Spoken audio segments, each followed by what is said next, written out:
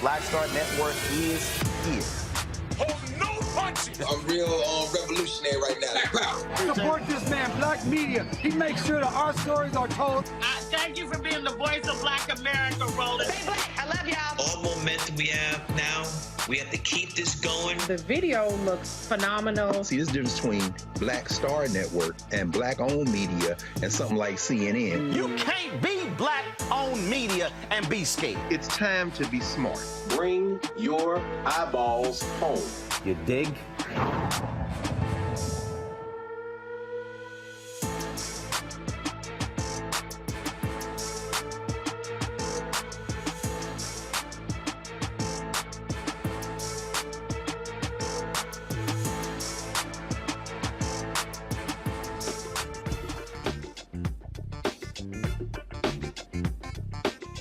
Today is Wednesday, November 29, 2023, coming up on Roland Martin Unfiltered, streaming live on the Black Star Network. Georgia lawmakers head to a special session to deliver district maps that do not violate a judge's order by the December 8th deadline. Co-founder of Black Voters Matter, Cliff Albright, will join us to talk about these maps and the impact on the power of Black voters. The president of the American Federation of State, County, and Municipal Employees, Saunders, Alpha Man, will be in the studio to talk about the state of labor unions and also the dramatic gains they have made over the past couple of years. How hard is it to get Black stories told in Hollywood? I'll talk to a filmmaker who says he's facing huge hurdles in creating a film series about the popular Black book series, the Bluford High. That comes, of course, millions of followers, so what's the problem? Supreme Court's decision to gut affirmative action is killing race-based scholarships. 2 Colorado schools are now facing federal complaints. I'll talk to an education expert about how these lawsuits are hindering the advancement of Black students. And also, y'all know I just love when folk get petty. Vice President Kamala Harris threw some serious shade at former Speaker Kevin McCarthy, and that idiot out of Colorado, Lauren Boebert, well, she got taught a really important lesson, y'all, about what happens when you don't have your facts together. It's time to bring the funk on Roland Martin Unfiltered. Streaming live on the Black Star Network. Let's go. He's got it. Whatever the biz, he's on it. Whatever it is, he's got the scoop, the fact, the find. And when it breaks, he's right on time and it's rolling. Best believe he's knowing.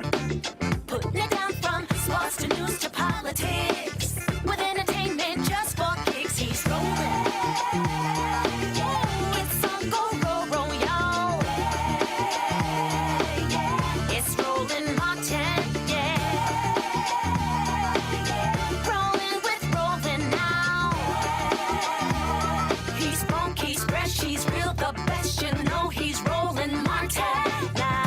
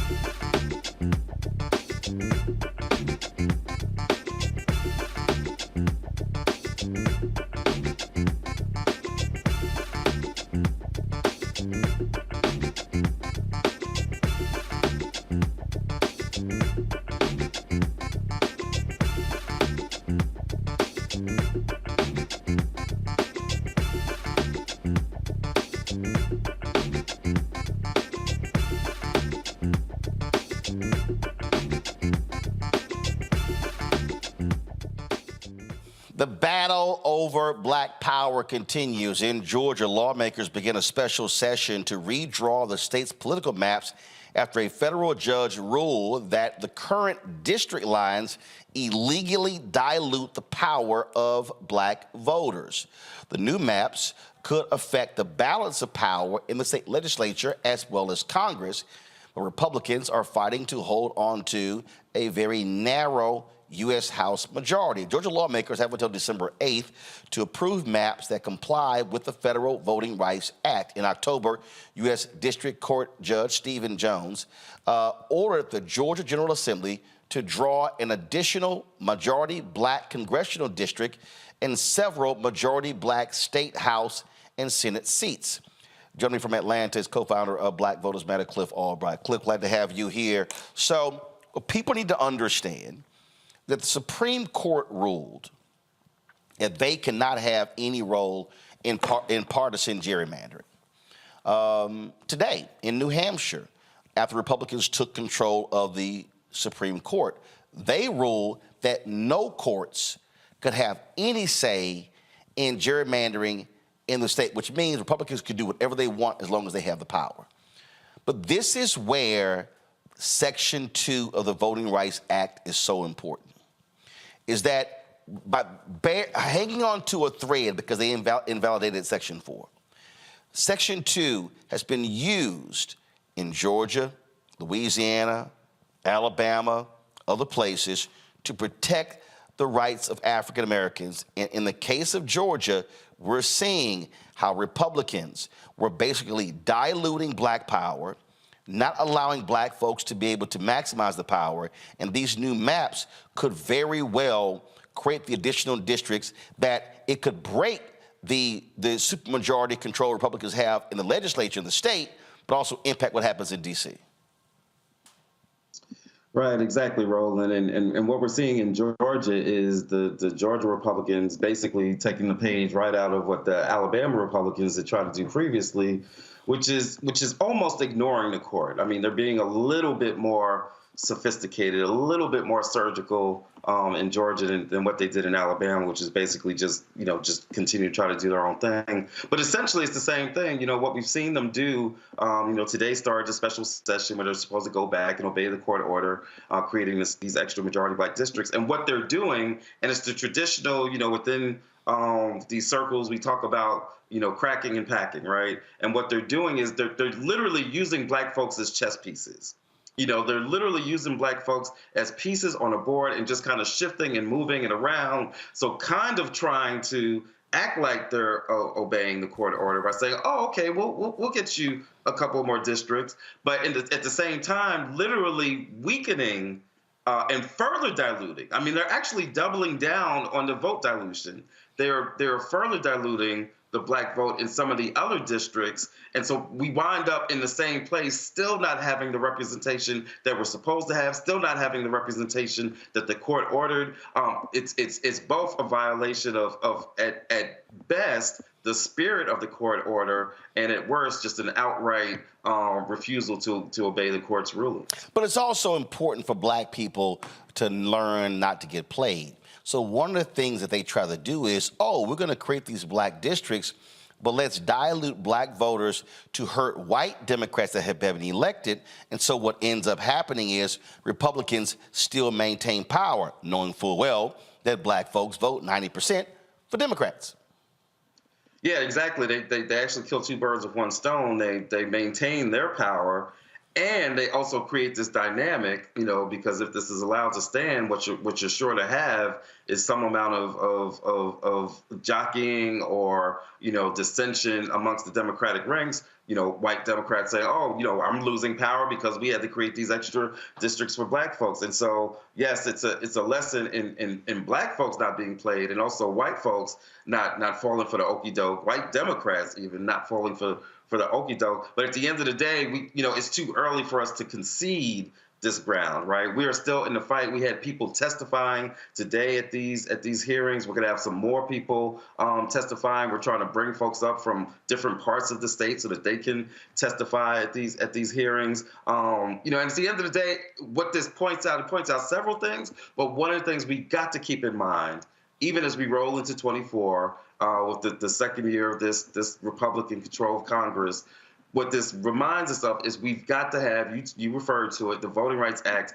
has got to be strengthened. We need the John Lewis Voting Rights Advancement Act. We need H.R. 1, which is the Freedom to Vote Act, which deals with other aspects of voter suppression. We need both of those things so that we don't wind up in these situations, and so that if we do wind up in these situations, then we've got a restored and strengthened Voting Rights Act, like you said, Section 2 and more, to be able to deal with this situation. We can't give up on this fight for voting rights just because there's a Congress that we know is hostile to it. We still got to keep that issue on the table and make these demands even in this current Congress. And again, for people out there who are watching and listening, what I need them to understand, when we talk about Black power, we literally are talking about economics. We're talking about the ability to impact legislation. All of those things people keep saying, they're clamoring for. This is what happens. And so the battle in the courts, the battle by lawyers suing is hugely important. But this is also, but the flip side is our turnout is also critical to then maximize the wins in the courtroom. Exactly. Our turnout is important for a couple of reasons. In some cases, it's directly important for some of these judge races. You got all kinds of judge positions all across the country, many of which are actually elected positions. So turnout is important directly for these judges, but our turnout is also important for these positions like the presidency that appoints many of these judges. Let's keep in mind that this Georgia case was decided by a federal judge. This administration, I've had my critiques, around voting rights and some other issues, but let's be clear.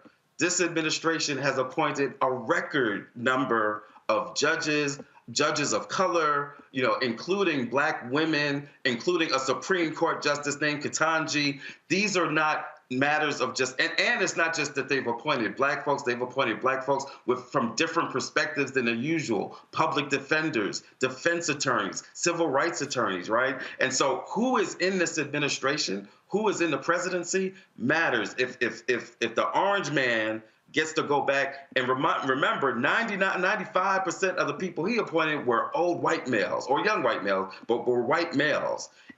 These appointments to these courts, to these judge positions matter. They decide on issues like voting rights, like police accountability and immunity, qualified immunity, like affirmative action that you talked about in your intro. Who's in these positions matter. Who we elect to make these appointments matters. That's why that we have got to come out and vote in these elections up and down the ballot. Absolutely. Cliff Albright, man, we certainly appreciate it. Keep up the good fight. Thank you, Roland. All right, folks, going to a break. We come back. We'll chat about this with my panel also. We'll talk about so many other aspects, again, of public policy, how we need to understand the chess pieces that are being moved all across this country, and they are particularly moving Black people on the board to try to negate us as much as possible. You're watching Roland Martin Unfiltered right here on the Black Star Network. Grow your business or career with Grow with Google's wide range of online courses, digital training, and tools. Gain in-demand job skills with flexible online training programs designed to put you on the fast track to jobs in high-growth fields. No experience is necessary. Learn at your own pace. Complete the online certificate program on your own terms. Stand out to employers, get on a path to in-demand jobs, and connect with top employers who are currently hiring. Take one professional career certificate program or all 6. Earn a Google Career Certificate to prepare for a job in a high-growth field like data analytics, project management, UX design, cybersecurity, and more. All professional career certificate programs must be completed by December 31st, 2024. Scan the QR code to complete the application. There are 1,000 scholarships available. Grow with Google and J. Hood and Associates. Be job ready and qualify for in-demand jobs. When you talk about Blackness and what happens in Black culture, we're about covering these things that matter to us, speaking to our issues and concerns. This is a genuine people-powered movement. There's a lot of stuff that we're not getting. You get it, and you spread the word. We wish to plead our own cause too long have others spoken for us. We cannot tell our own story if we can't pay for it. This is about covering us. Invest in black-owned media. Your dollars matter. We don't have to keep asking them to cover our stuff. So please support us in what we do, folks. We want to hit 2,000 people, $50 this month, raise $100,000. We're behind $100,000, so we want to hit that. Y'all money makes this possible. Checks and money orders go to P.O. Box 57196, Washington, D.C. 20037-0196. The Cash App is $RM Unfiltered. PayPal is R Martin Unfiltered. Venmo is RM Unfiltered. Zelle is Roland@RolandSMartin.com. Next on the Black Table with me, Greg Carr, working under the constant threat of violence. Nearly 50 bomb threats over dozens of HBCU campuses. In 2022, we'll talk to our HBCU Master Teacher Roundtable about the stress, the strain, the frustrating lack of answers, and real community-grounded solutions to the threat of violence we face at HBCUs today. Join us for the Black Table, only on the Black Star Network. Hi, I am Tommy Davidson. I play Oscar on Proud Family, Louder and Prouder. I don't play Sammy, but I could. Or I don't play Obama, but I could. I don't do Stallone, but I could do all that. And I am here with Roland Martin on Unfiltered.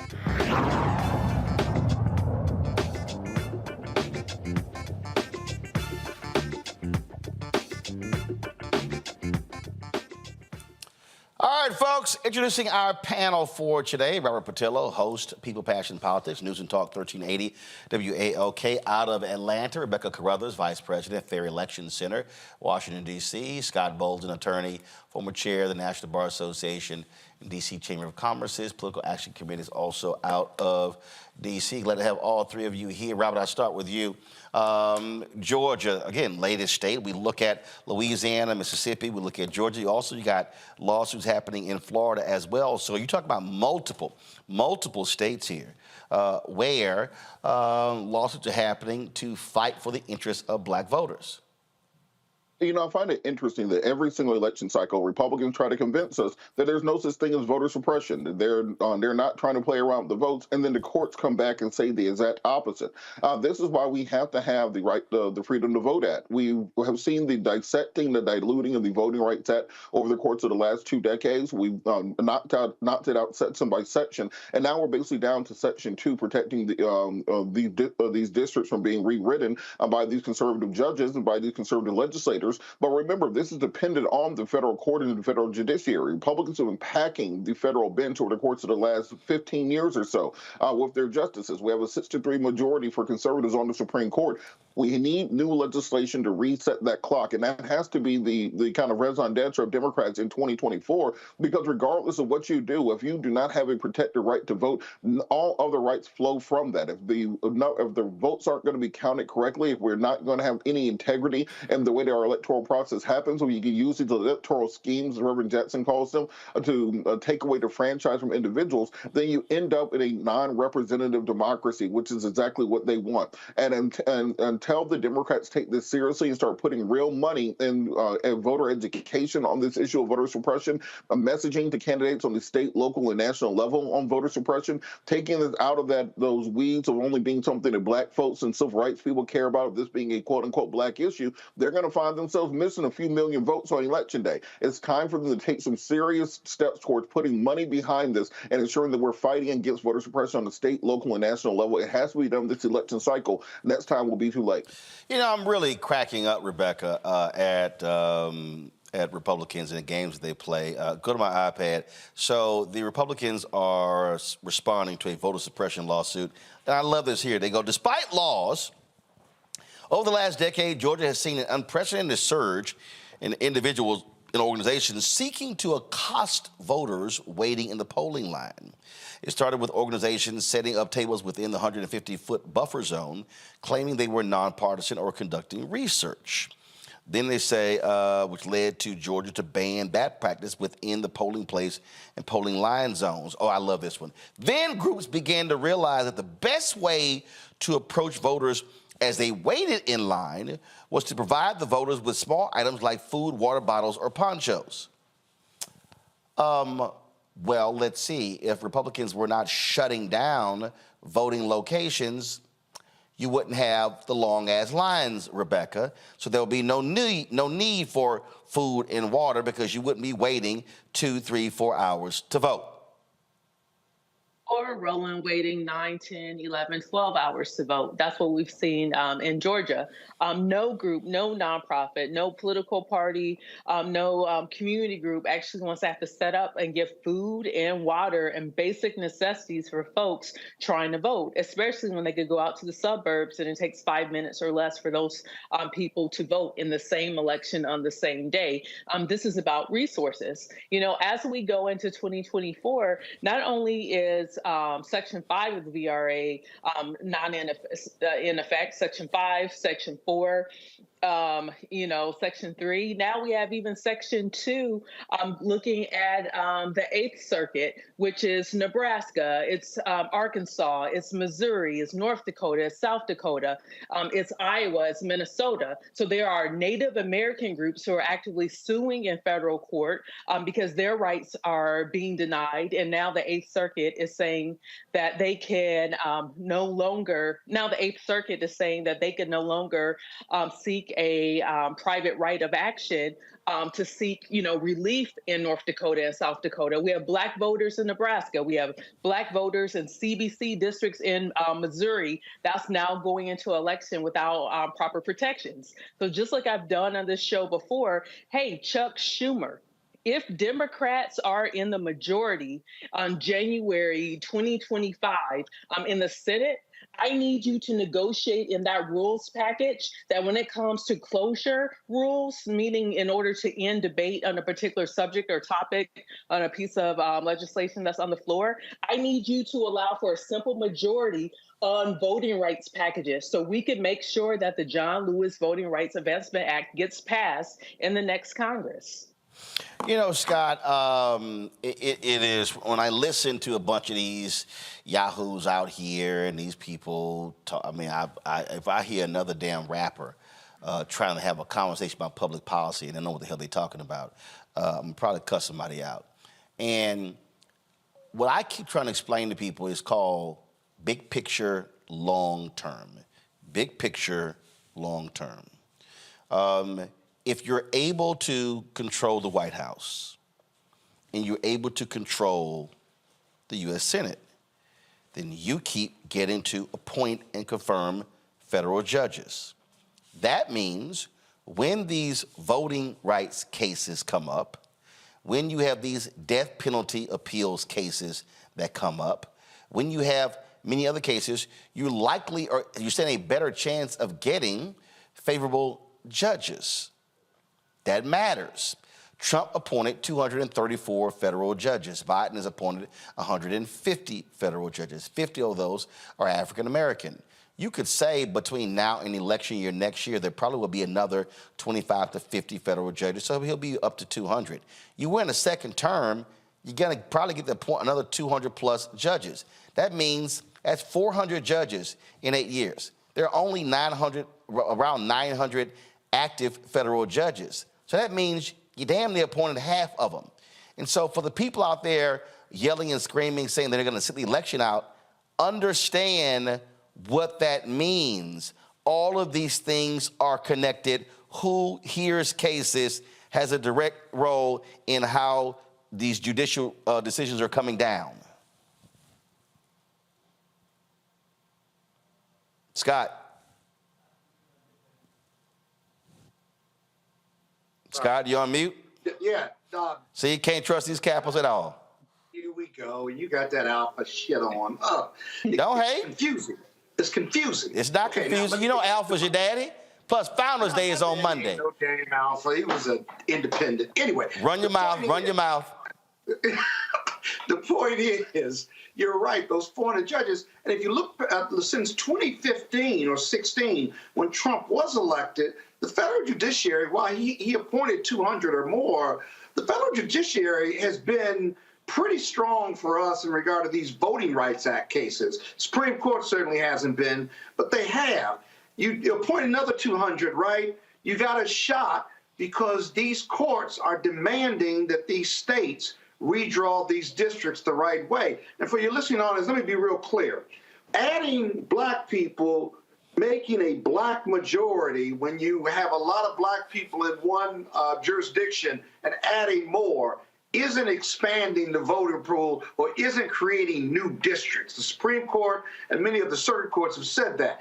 You have to create black districts where black people live versus shifting them to create already black districts. It makes absolutely no sense. So, for example, in Georgia, there are 9 Republican House of Representatives there that are Republican. There are 5 that are Democrat. Well, Steve Jones, Judge Jones said, well, you got to create at least 2 or 3 more. So you can't move black people from one of those 5 Democratic jurisdictions and put more people in there. You have to create 3 more that are going to be black and presumably Democratic. Republicans don't want to do that because they want to maintain a 9-to-5 advantage in Georgia by way of example. And the only way they do that under Judge Jones's order is you get rid of Lucy McBath's district because that's not a majority black district, but she was able to cobble together enough Democrats and Republicans and independents to win. So watch Georgia, not so much what the legislature does, but what their plan is and how Judge Jones reacts to it. It'll be very important because Louisiana, Texas, and Arkansas and Alabama, they're watching what's going on in Georgia and listening to what the circuits are saying. And that'll be a model for the other Republican red states to not have to go back to the Supreme Court or not to defy what these circuit courts are telling these red states. Well, look, my goal is simple. I'm just trying to get black folks to be thinking strategic and understand, again, why we can't sit these elections out. I said earlier, look, if the Supreme Court has already decided, hey, we have no role in partisan gerrymandering. Well, if conservatives still control state Supreme Courts, then they're going to be able to keep doing that. That's why what's happening in Wisconsin is so critical. That's why Republicans now have a 5-2 majority of the North Carolina Supreme Court, and so now the Republicans and the legislature can do whatever the hell they want to because they have a veto-proof majority there. So it doesn't matter if you have a Democratic governor in Roy Cooper. And so folk have to understand. This is why I keep saying Civics 101 is so crucial. The need for Schoolhouse Rock 2.0. Why when I post these things on social media, I'm trying to walk people through because I'm sick and tired of, and again, I'm gonna say this again, Robert, I'm sick and tired of somebody who's a rapper running their mouth on social media or an entertainer who don't know a damn thing about politics, who are speaking on emotion. And I get people saying, like, I had some fool today go, oh man, our pockets were full when Trump was president. Whose pockets? I'm like, what the hell are you talking about? And I'm sitting here and they begin to walk these folks through, and I'm like, how do you think that happened? How do you think stimulus bills got passed? How do you think PPP got passed? Democrats control the House. So what, like, oh, Trump was the reason. And then I'm trying to make clear to all these people that, guess what? That's in the past. We had not had a pandemic in 100 years. Ain't gonna be like, oh, if Trump beats Biden, ooh, the checks are gonna come flowing to the hood. That shit ain't happening. It's not going to happen. And in fact, Republicans have made it clear they want massive cuts in social programs, but not defense, Robert.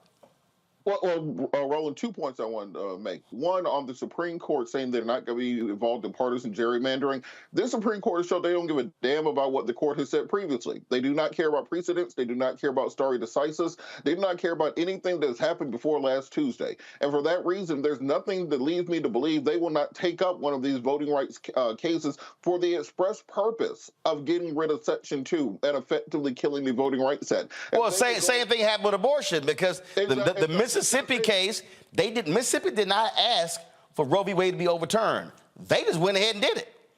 And that's exactly my point. So this Supreme Court, as it sits right now, don't think that we're just safe because they said something before. All the Supreme Court justices said during their confirmation hearing that Roe is settled law, and then they got rid of it. The same thing with affirmative action, same thing with everything else. So they will be more than happy to overturn Section 2 of the Voting Rights Act and strip all of this away. If you want to see the wild, wild west, see what happens when you don't even have Section 2 to protect us from the right to vote, and see how the Congressional Black Caucus go from 60 members to about 15 over the course of a decade. And secondarily, on your point about educating the younger generation, we have to understand, we got to, instead of talking down to them, we got to bring them into the fold. We got to have the conversation to them. Instead of just telling them that they're wrong, we need to invite them over, have forums with them, to have discussions with them, to explain to them the differences between the political parties, because the inside baseball people have a hard time talking to the outside baseball people often. And this is where you get people like Sexy Red, who may or may not,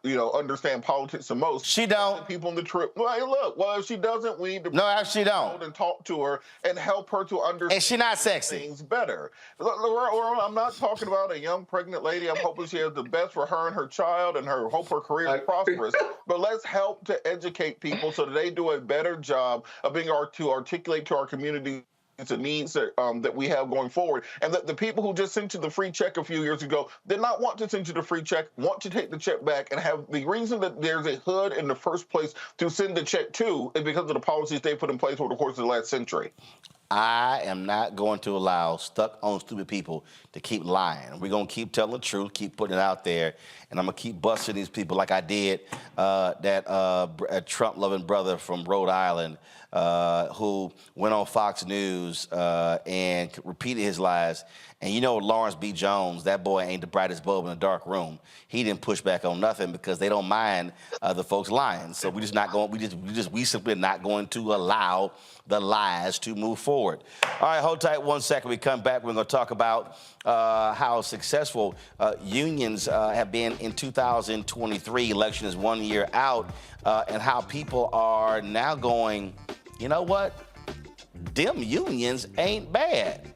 It's a complete reversal than what we've experienced really over the past 30 plus years, 30 to 40 years in American politics. Also, Vice President Kamala Harris threw some shade at former Speaker of the House, Kevin McCarthy.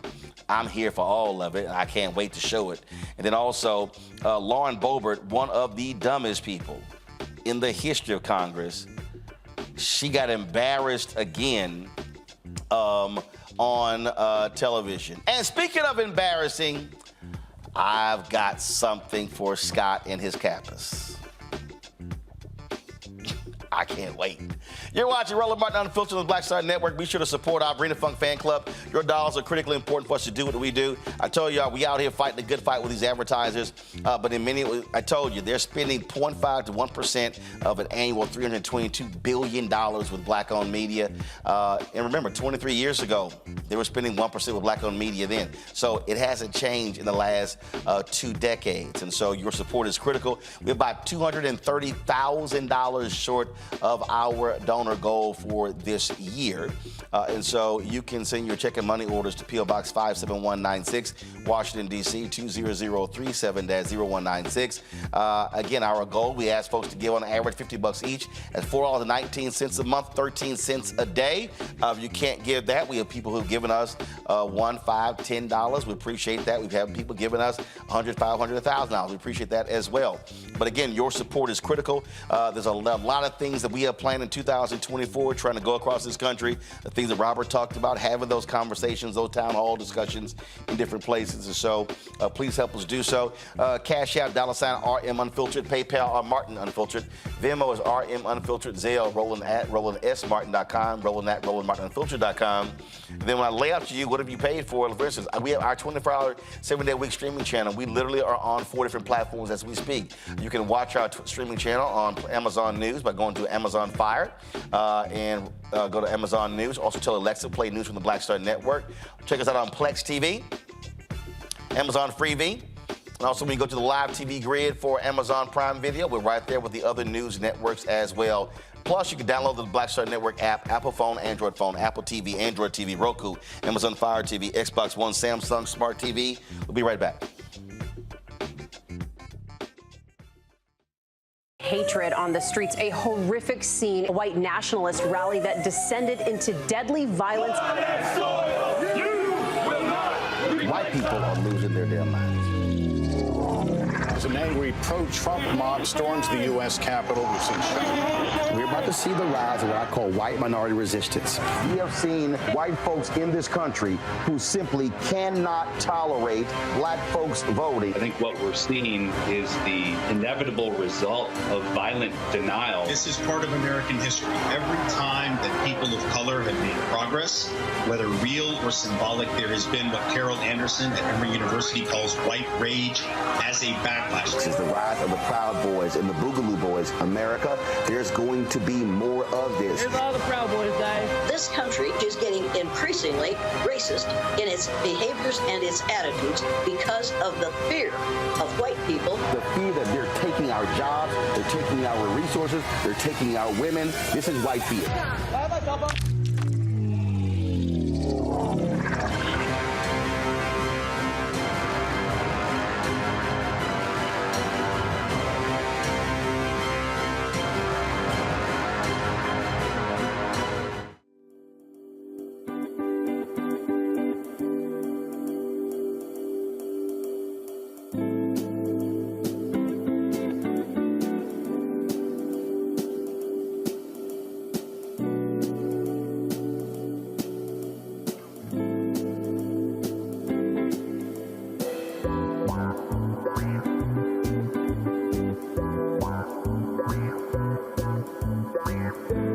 I'm Dee Barnes, and this week on The Frequency, we talk about school to prison pipeline, book bans, and representing for women's rights. The group Moms Rising handles all of this. So join me in this conversation with my guest, Monifa Bandelli. This is white backlash. This is white fear that happens every time Black people in the United States help to walk the United States forward towards what is written on the paper. Right here on The Frequency on the Black Star Network.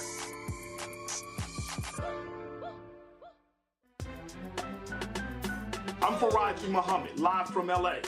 And this is The Culture. The Culture is a two-way conversation. You and me. We talk about the stories, politics, the good, the bad, and the downright ugly. So join our community every day at 3 p.m. Eastern and let your voice be heard. Hey, we're all in this together. So let's talk about it and see what kind of trouble we can get into. It's The Culture. Weekdays at 3, only on the Black Star Network. Hi, I'm Dr. Jackie Hood Martin, and I have a question for you. Ever feel as if your life is teetering and the weight and pressure of the world is consistently on your shoulders? Well, let me tell you, living a balanced life isn't easy. Join me each Tuesday on Black Star Network for A Balanced Life with Dr. Jackie. We'll laugh together, cry together, pull ourselves together, and cheer each other on. So join me for new shows each Tuesday on Black Star Network, A Balanced Life with Dr. Jackie.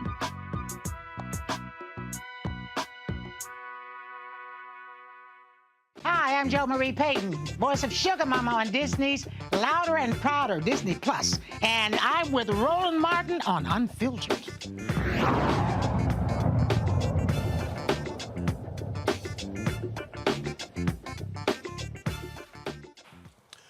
Unions have been in the news as of late. We saw two major strikes in the SAG-AFTRA. Actually three, SAG-AFTRA, Writers Guild, plus the United Auto Workers. They averted a strike of the casino workers in Las Vegas by reaching a deal. What you're also seeing in 2023 really has been a continuation of a resurgence, if you will, in unions since that Supreme Court Janus decision, where many people thought that that was actually going to curtail unions in a huge way. So the question now is, what does 2024 look like? Joining us now is Lee Saunders. He's president of the American Federation of State, County, and Municipal Employees. Lee, glad to have you here, and happy Founders Day. Sorry, Scott, it's another alpha. I know it's hard for you to get used to this, but when we typically talk about leaders, Scott, they're alphas. That's right. See, that's why you cover your face right now. Oh God! I'm sorry. We didn't choose a youth group. Well, you just don't have any leading Kappa men on, other than the House minority leader. You do that, but there are a lot of great Kappa men out here. It's all love, dog. It's all love. Well, you said I don't have a lot of great leading Kappa men because there are a few Kappa men leading. All right, let's. Oh yeah, I will be real petty. Lee, 2023 has been a significant year for labor unions. It's been a very powerful year. It's been a year where workers understand the importance of having a seat at the table, to having collective bargaining rights, to being represented collectively by a union so they can fight that good battle every single day. And you're seeing a lot of victories in 2023. The auto workers, a huge victory there with the big three. Won a huge strike with huge benefits coming down to those workers who went on strike for a long time. As a matter of fact, Roland, I traveled to Toledo, Ohio, and stood with those workers at a Jeep plant, outside that Jeep plant, where we brought in our AFSCME sisters and brothers, and CWA came and other unions came, and we wanted to show support for that strike, because this was not only their strike, it was our strike, and it was working people's strike. And you've got that kind of energy that exists in this country today, and we've got to take complete advantage of it. People want to have a seat at the table. Make no mistake about it. One of the things the auto workers did, though, that I thought was important, they showed how much these CEOs were making. And what we're seeing the numbers just simply don't lie.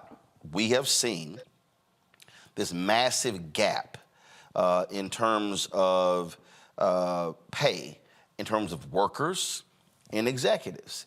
And I remember watching some of those CEOs, they were not happy, but they were like, okay, let's show the 30, 40, 50 million dollars, 75 million, 100 million dollars.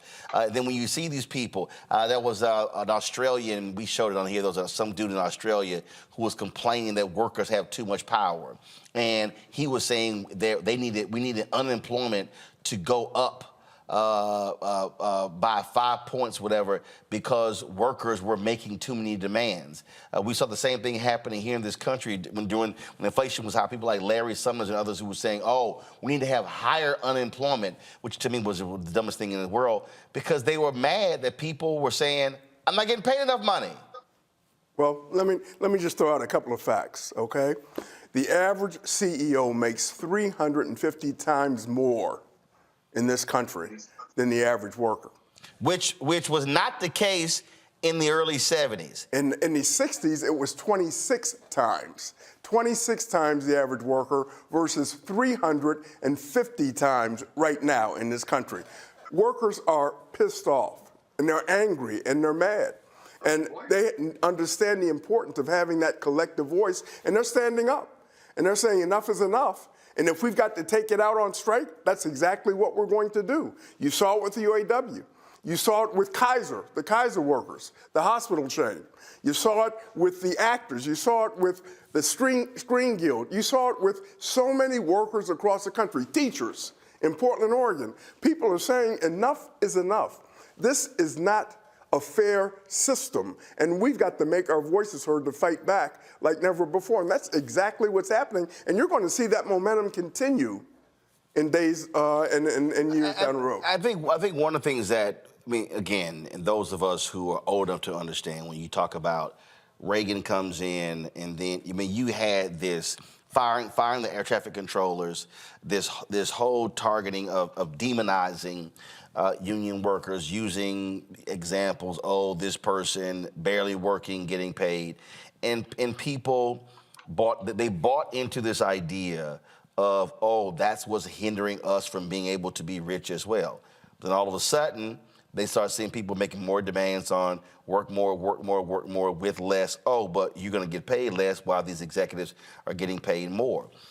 This is from, go to my iPad, this is from Gallup. This is a poll that Gallup did. And it said that 67% of Americans now approve of labor unions. Y'all have not seen those numbers in a long time, probably before I was even born. I mean, that's how much we've seen things change. Go back to the iPad, folks. And what you see here, in 2018, in perceptions that unions in the country will become stronger in the future than they are today, a third of Americans, 34%, believe this today, compared with 19% 5 years ago. And then, and so it shows right here, folks, you see the chart right here from the 1940s present day. So it went up to 71%, it dipped to 67%, but the last time it was in the 70s were between 1940 and 1965. That just shows you that workers are ready to have that voice. They're ready to organize. They are searching for unions so they can have that voice and that seat at the table. I'm going to give you another statistic that is extremely important. 88% of young people believe that unions are absolutely necessary in the economy of today. And they are leading the way in many cases with these organizing campaigns that we've got going on. And it's just not about the strikes that are taking place and the victories that we've had at the bargaining table, but it's the fact that there is growth within the union movement now. People are organizing. They want to be a part of the union. Our union, the American Federation of State, County, and Municipal Employees, we've had successful organizing campaigns in Nevada. We just organized 3,000 workers in New Orleans. We are organizing in the cultural sector, which means museums and art museums and zoos and libraries. We're having huge victories in those areas. Unions within the AFL-CIO and outside of the AFL-CIO are experiencing growth because people want to be a part of something that's bigger than themselves. Is it also because, we discussed this before, is it also because after that Supreme Court decision in that Janus case, which was Janus versus AFSCME, unions stopped being lazy. I mean, they had to work. I mean, they had to go out and make the case and explain to people, because when you've been demonized for so long, the word labor unions essentially became a cuss word in a whole lot of places. Folk had to go, as you said before, go back to basics and explain to people what they do. Yeah, we had to do it within my own union, and other unions did the same thing. You know, the easiest thing that we can do, but sometimes it's very hard, is to hit the ground, knock on those doors, meet those workers at the work sites, sit down, and not only just talk to them, but listen to what they've got to say. And then we can talk about the union advantage of being a part of a union and how that improves workers' lives all over the country. We did that. We had 1 million individual conversations, face-to-face conversations with our members and potential members after the Janus case to continue to grow our union and to make that kind of connection. And other unions have done the same kind of thing. It's about connecting with people. And once you connect with folks and you listen to what their issues are, and what they believe in and what they don't believe in, then you can craft a message around that. But they get the point, and they understand the importance of having that collective voice, and that's what we've got to continue to do in the future. And that decision came out October 2017. Guys, go to my iPad, you'll see that was a Supreme Court decision right there. You have, obviously, you have the election that's coming up next year. And again, I spend lots of time trying to explain to people how you have to connect the dots. And the reality is there's a direct correlation between support for unions and also who's in power. Historically, Republicans are against unions, except if you're the trade folks. But again, and that's always been, so especially you see that in Ohio, in terms of how the game is played. In the past, how they've sort of gone after the Teamsters, but then also made other decisions. You saw President Joe Biden go down to Michigan, stand with the auto workers as well. People were ripping him when the railroad folks, when they went on strike, but that actually was later negotiated a better deal. And so the thing here is when I'm trying to explain to people how crucial next year is, I'm trying to get people to understand a lot of the policies, a lot of the things that you're seeing, many of them, if Trump and Project 2025 and all these people, if they take control of the White House, take control of the United States Senate, it's a whole bunch of stuff that will not be happening because they are absolutely dead set against a lot of these gains. There's no question about that. And one of the important things that we're doing is when we're knocking on those doors and when we're talking to our members and potential members and organizing new workers, we not only talk about the power of being in a union, but we talk about how we as working people can come together and fight for what we believe in. And the only way that you do that is through the political process. And we've just got to really press on that. And it can't be 2 months, and you and I have talked about this, it can't be 2 months out of the year and then we disappear. It's got to be every single day I told the White talking House, with folks I and told the White listening to what House, they've got to say. January to July. It's every single day. Should be on, I said it should be engagement and where you explain, I said, I can't tell you to vote if you're not registered. I can't get you to register unless I enlighten you and educate you on, 1, what has been done, 2, what needs to be done, and 3, what can be done if certain folk don't win. And you're exactly right. And one of the things that we must do to win and continue to win, we've got to talk about the victories that we've had, whether it was a relief plan, which moved billions of dollars into local communities across the country, which provided jobs, especially for our members, provided wage increases when we were sitting at the table.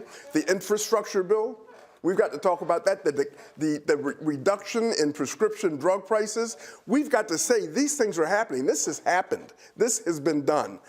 But we can't make the mistake of saying, so, okay, we did a good job, because the job ain't over, man. Right. I mean, we've got to continue. We've got a lot of work to do. And when you approach it in that manner, saying, we've been able to do good things, and we've organized and mobilized and educated our communities, but guess what? We've still got a long way to go. But you've got to stick with us in order to take it to that next level. And we can't move off of that. When you talk about the economy being strong, that's the wrong approach, because many people will say, right, are you nuts? I mean, look at gas prices, look at food. Okay, look at apartment rents, look at mortgages, things of that nature. And they're right, they're feeling it. That's something they feel every single day. But you've got to identify the progress that we have made and saying that we've got to continue to deal with the issues that confront you.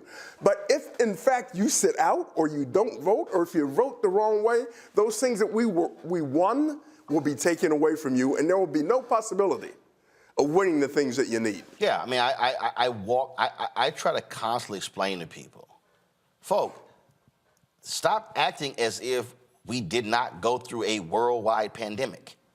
That shit happened. Coming out of that, it ain't like it's, all right, we're good, no more shots, take the mask off, everything go back. No. So the supply chain, we also, again, when you talk about, when we start talking about, what happened and how folks were price gouging, things along those lines.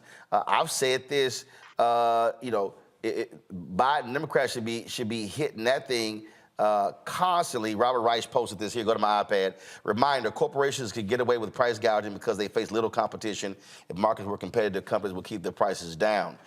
Earlier he had tweeted something that, again, I think that, and it's hard for people who don't understand this, but I tell them all the time, you have to understand it. And that is, when you look at what happened, inflation went up 7% but here's right here. This is what he posted. Inflation rose 14% between July 2020 and July 2022, but corporate profits rose 75% over those 2 years, 5 times as fast as inflation. Connect the dots. That's all you've got to do is connect the dots. So when you complain today about food prices, housing prices, gas prices, connect the dots. And when you do that, people get it, and you'll see them. They'll start shaking their heads. But you've got to have that conversation with them, because there's a lot of confusion. Right. And there's a lot of anger still out there because people are still hurting. But you've got to talk about the successes that we've had and the challenges that we face and how we deal with those challenges in a constructive way. Before we going out to break, we talked about that UAW battle. They're not done, and so they made it clear what they actually want to get more in terms of those record profits. Going to a break. This is one of the videos from UAW. Come back, panel. You got questions for Lee, so we'll have y'all in just a second. I'll be right back. So this is what UAW put out about 3 hours ago. You're watching Roland Martin Unfiltered, the Black Star. If you're an auto worker in this country, it's time to stand up. Everywhere you look in the auto industry, corporate profits are soaring and workers' wages are falling behind. We've shown the world that this industry is harming workers and consumers to the benefit of company executives and the rich. And it's time that the working class did something about it. But it's not just the big three. It's across the auto industry. CEOs are raking in billions while auto workers' real wages are falling. Car prices are through the roof, but workers can't afford to buy the vehicles they make. Wall Street is making a killing, but our communities are being left behind. Tesla is set to announce their third quarter results, but that they still aim to keep annual target deliveries of 1.8 million vehicles for the full year. Rivian boosting its full year production. It's a company also second quarter revenue coming in better than the street was looking for. But what about the other automakers? Let's talk about Toyota, Honda, Hyundai, Nissan, Subaru, and Mazda. The Japanese and Korean six made nearly twice as much as the big three in the past decade. A whopping $470 billion in profits, $500 billion, with over 40% of their revenue coming from their North American operations. Don't auto workers at Toyota, Honda, Hyundai, Nissan, Subaru, and Mazda deserve a record cut of those record profits? And how about the German three, Volkswagen, BMW, and Mercedes? They've made almost the same as the Japanese and Korean companies, $460 billion in the past 10 years. Do Volkswagen, BMW, and Mercedes workers not deserve their fair share of this booming auto industry? Big three auto workers at Ford, General Motors, and Stellantis just won big raises, more job security, and cost of living adjustments for one simple reason: they're organized. Without a deal, automakers went on strike at midnight. With targeted strikes at 3 facilities, a Ford plant in Michigan, a GM plant in Missouri, and an Ohio plant for Chrysler owner Stellantis. The UAW was underestimated the whole way because when the game was over, it was just a real beatdown. The workers win. So all the auto workers out there working without the benefits of a union, now it's your turn. Since we began our stand-up strike, the response from auto workers at non-union companies has been overwhelming. Workers across the country, from the West to the Midwest, and especially in the South, are reaching out to join our movement and to join the UAW. So go to uaw.org/join. The money is there, the time is right, and the answer is simple.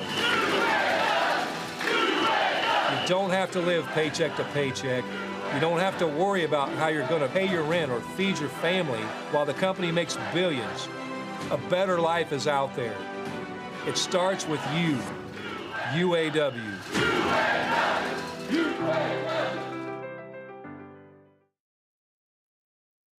Grow your business or career with Grow with Google's wide range of online courses, digital training, and tools. Gain in-demand job skills with flexible online training programs designed to put you on the fast track to jobs in high-growth fields. No experience is necessary. Learn at your own pace. Complete the online certificate program on your own terms. Stand out to employers, get on a path to in-demand jobs, and connect with top employers who are currently hiring. Take one professional career certificate program or all 6. Earn a Google Career Certificate to prepare for a job in a high-growth field like data analytics, project management, UX design, cybersecurity, and more. All professional career certificate programs must be completed by December 31st, 2024. Scan the QR code to complete the application. There are 1,000 scholarships available. Grow with Google and J. Hood and Associates. Be job ready and qualify for in-demand jobs. On the next Get Wealthy with me, Deborah Owens, have you ever had $1 million idea and wondered how to bring it to life? Well, it's all about turning problems into opportunities. On our next Get Wealthy, you'll learn of a woman who identified the overload bag syndrome, and now she's taking that money to the bank through global sales in major department stores. And I was just struggling with 2 or 3 bags on the train. And I looked around on the train and I said, you know what? There are a lot of women that are carrying two or 3 bags. That's right here on Get Wealthy, only on Black Star Network. My name is Lena Charles, and I'm from Opelousas, Louisiana. Yes, that is Zydeco capital of the world. My name is Margaret Chappelle. I'm from Dallas, Texas, representing the Urban Trivia Game. It's me, Sherry Shepherd, and you know what you watch. Roland Martin on Unfiltered.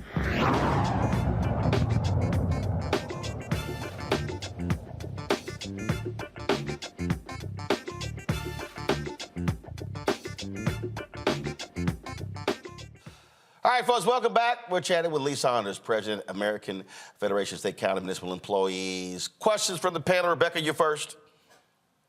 Hey, Lee, thank you so much for being on the show tonight. I have very fond and warm memories about growing up in a union household. My dad was a Teamster, and I oftentimes remember some of the holiday parties where they would let all the kids show up, say hi to Santa, and pick out a toy.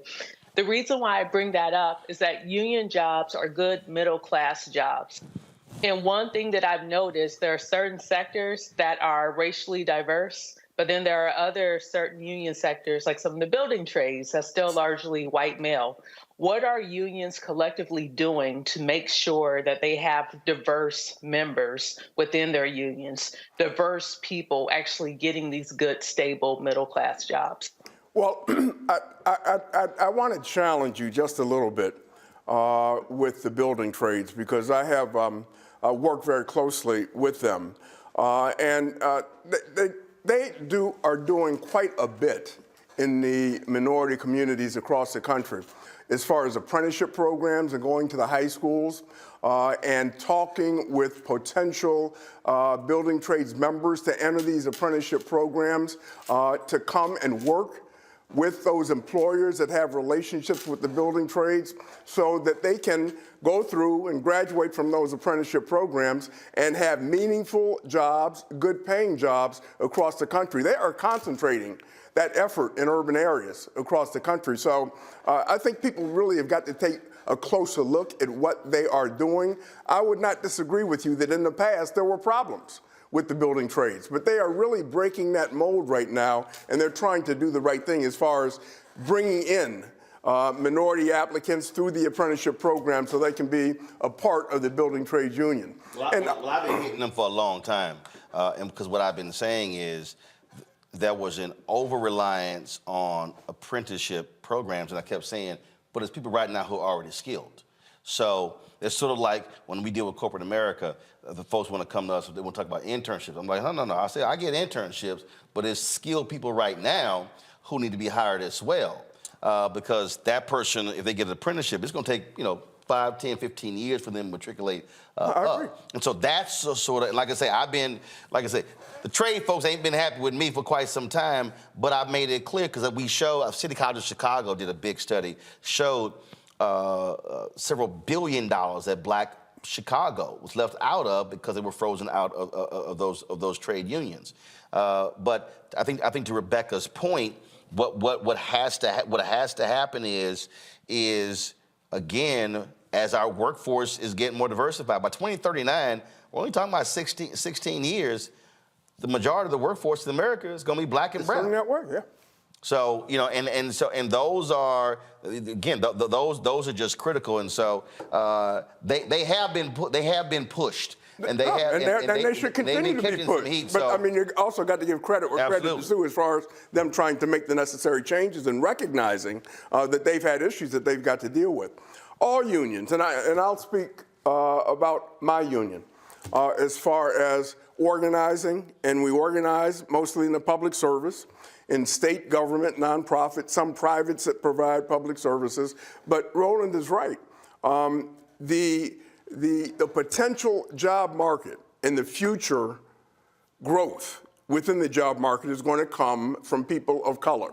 And so we've got to concentrate on attracting them in ways in which we say that it's important for you to have a seat at the table. And they get it. Let me tell you, they understand it. And so you have unions organizing like never before. And I come from a background such as yours. My dad was a bus driver in the city of Cleveland. He was a proud member of the Amalgamated Transit Union. My mom was a community organizer, and then she became a union member when she went back to school with with Association of University Women, and she became a union member there. That is the way in Cleveland, Ohio, where I was from, where the black middle class was able to flourish in those times.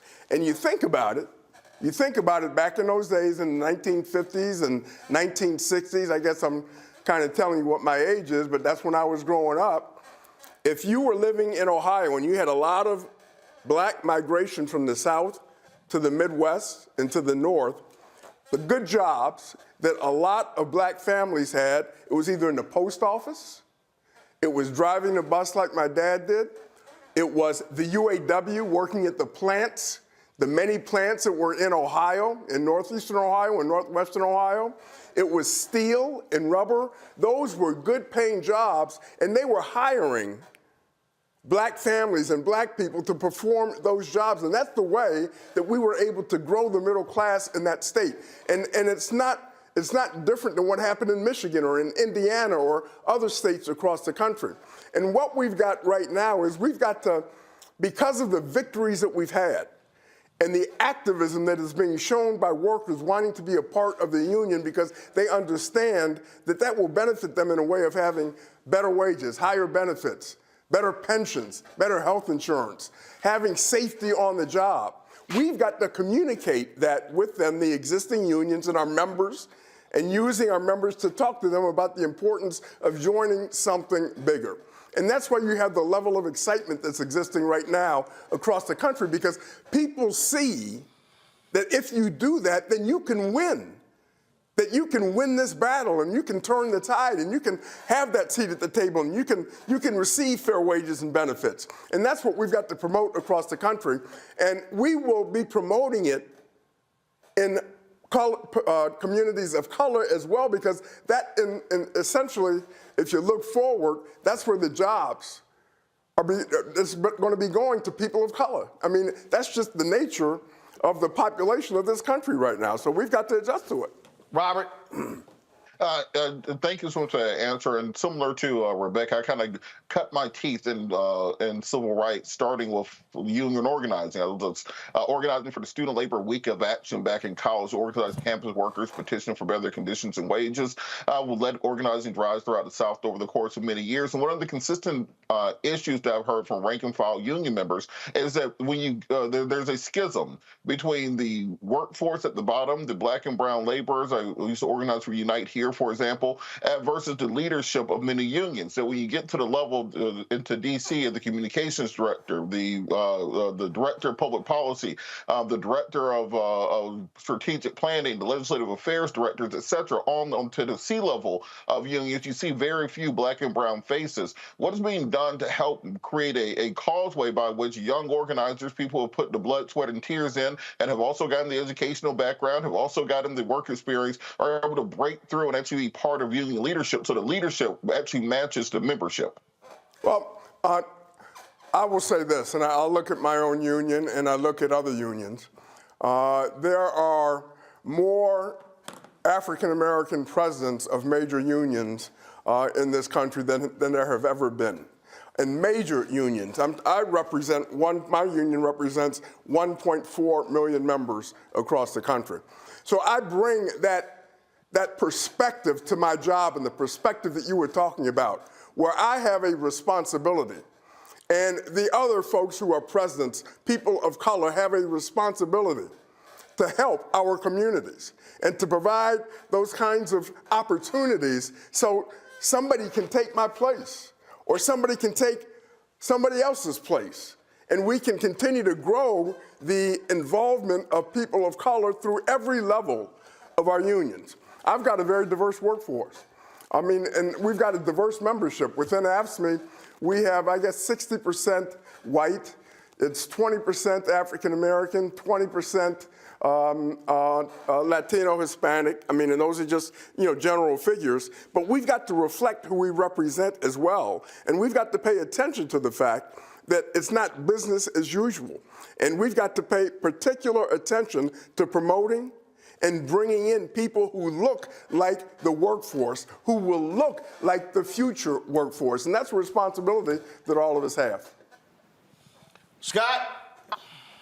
Hey, Scott Bolden here. I think the greatest argument any of the unions have had this year is the inequities between corporate compensation by CEOs, looking out for shareholders, that 357 times more than what the average worker makes.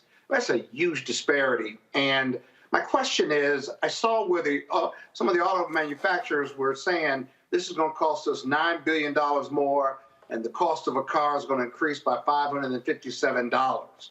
Well, okay, but there are other ways to make up those costs without passing it on to the consumer or without doing cost reductions or work reductions in the factories. And so I see this, the union success as the beginning, not the end. That you got to stay focused on these companies so that the consumer and your workers are still protected. Any thoughts along those lines? I agree with you 100%. I mean, when people say, uh-oh, they just got this huge settlement, that means car prices are going to go through the roof. They're essentially blaming the worker for something that the corporations have really developed. And they developed it into a science, and they have accelerated the amount of money that they're making, meaning the top CEOs in these companies, to an amount that was never heard of before. And we've got to start questioning that rather than saying workers deserve a piece of the pie. And we've got to fight for that piece of the pie. We've got to turn that argument to say, how much is enough for these greedy CEOs? And then not provide the necessary wages and benefits to their workers who are making the product. Well, the greedy CEO that are providing the services. Then the billions in stock buybacks. I'm sorry? Then the billions in stock buybacks, which are going to go to the investors and not to the workers. So we've got to put this in perspective. And we've got to talk about what they are doing to increase the prices of products or cars in this country. And it is just not true. And it's not fair to blame a worker who is just trying to make ends meet every single day. And when they get an increase through the collective bargaining process at the table, and then people say, uh-oh, well, then the prices are going to go up. How come you aren't saying that when you look at the major corporations and with the CEOs who are making billions of dollars at the expense of working families across the country? That's just wrong. And we're going to fight that to tooth and nail every single day.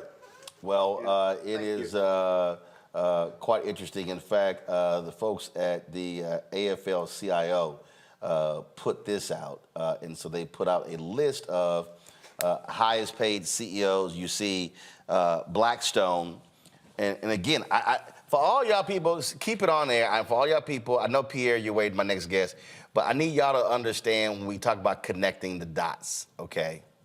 So the highest paid CEO is Blackstone, Steven Schwartzman. Last year, he made $253 million. Guess who controls the federal government's pension fund? BlackRock, same company. Guess who is one of the biggest Republican donors? Steven Schwartzman. Then you go Alphabet, then you go Hertz. Hertz Global CEO, $182 million. Peloton, y'all love buying those Peloton bikes. That CEO made $168 million.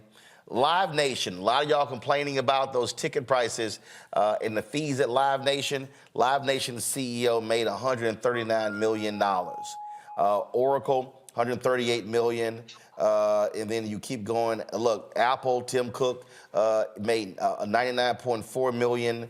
DocuSign, I know some of y'all go, DocuSign, really? I see your face, Rebecca. Rebecca like, huh? DocuSign? Yeah, the DocuSign CEO made $85 million. Yeah, the DocuSign CEO. All y'all who love Zoom I love Zoom. Guess what? The Zoom CEO made $75.9 million. And remember AIG, who the taxpayers bailed out, and they gave them 100% of the money. Well, the AIG CEO, he makes $75.3 million. Just saying.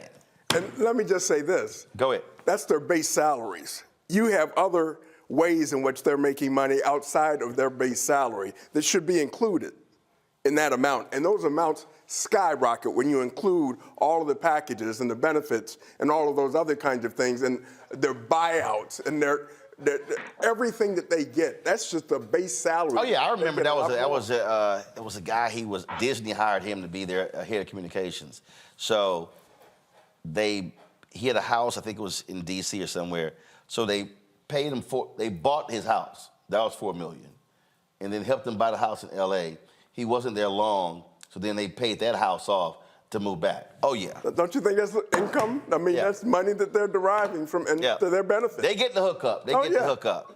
Lee, always a pleasure. Appreciate it. Thank you so very much. Thanks for having me, man. Always glad to have you here. And we talk about, I say this all the time. I said to y'all before. And so, Ashley was the first sponsor of this show. And that was when we launched in September 2018. And so we certainly appreciate that. So things look a little different, Lee, since we first started. Oh, no, you've done great, man. And we appreciate everything you're doing every single day. I appreciate it. Again, happy Founders Day. Scott, you can't do this. Happy Founders Day. All right. You can't do this, Scott. Right. Scott, you can't do this. You all right? Scott. You do it. That's called hang loose. All right, y'all. We come back. How can this highly successful series of books with black characters, major, 12 million copies in circulation, so why is Hollywood afraid to do a series on this book? We'll talk about it next. Also, a lot of shade from Vice President Kamala Harris to Kevin McCarthy. And Elon Musk spoke at a conference today, and I can't wait till I show y'all what he said to the advertisers who have problems with his anti-Semitic posts. Here's some choice words for them. Well, my message to those advertisers, why don't y'all come support black-owned media since he told y'all to F off? Oh, yeah, that's what he said. I'm going to show it to y'all. You're watching Roland Martin Unfiltered right here on the Black Star Network.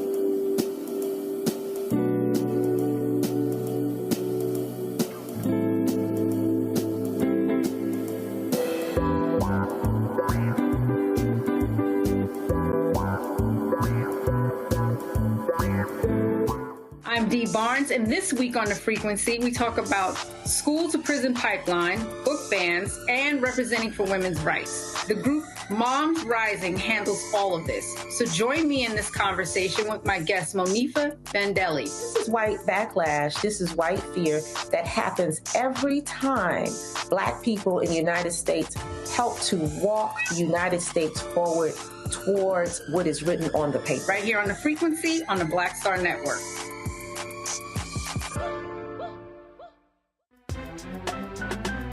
I'm Faraji Muhammad, live from LA. And this is The Culture. The Culture is a two-way conversation. You and me. We talk about the stories, politics, the good, the bad, and the downright ugly. So join our community every day at 3 p.m. Eastern and let your voice be heard. Hey, we're all in this together. So let's talk about it and see what kind of trouble we can get into. It's The Culture, weekdays at 3, only on the Black Star Network. Hi, I'm Dr. Jackie Hood Martin, and I have a question for you. Ever feel as if your life is teetering and the weight and pressure of the world is consistently on your shoulders? Well, let me tell you, living a balanced life isn't easy. Join me each Tuesday on Black Star Network for A Balanced Life with Dr. Jackie. We'll laugh together, cry together, pull ourselves together, and cheer each other on. So join me for new shows each Tuesday on Black Star Network, A Balanced Life with Dr. Jackie.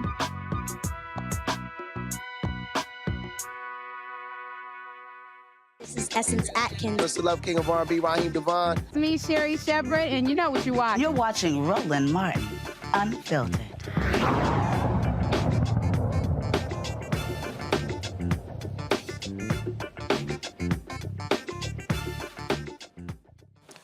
Folks, you would think that a book series that has sold nearly 12 million copies would be an easy sell to Hollywood to produce film docuseries. Well, it's already a built-in audience when you move that many copies. Well, apparently that's not so for the famous black book series Bluford High. Independent filmmaker Pierre Bagley says he's had a lot of difficulty convincing Hollywood decision makers to buy into the project. Pierre joins us from Paris. Pierre, glad to have you here on Roland Martin Unfiltered. Look, you've been in this game for a long time, and you've dealt with studios, you've done movies, and you've dealt with all of this sort of stuff. And all of this talk about how Hollywood has changed and diverse and how we're now seeing more diverse people. And I kept telling the people, go look at the trades. When you keep seeing diverse, what they're talking about is, oh, directors and actors.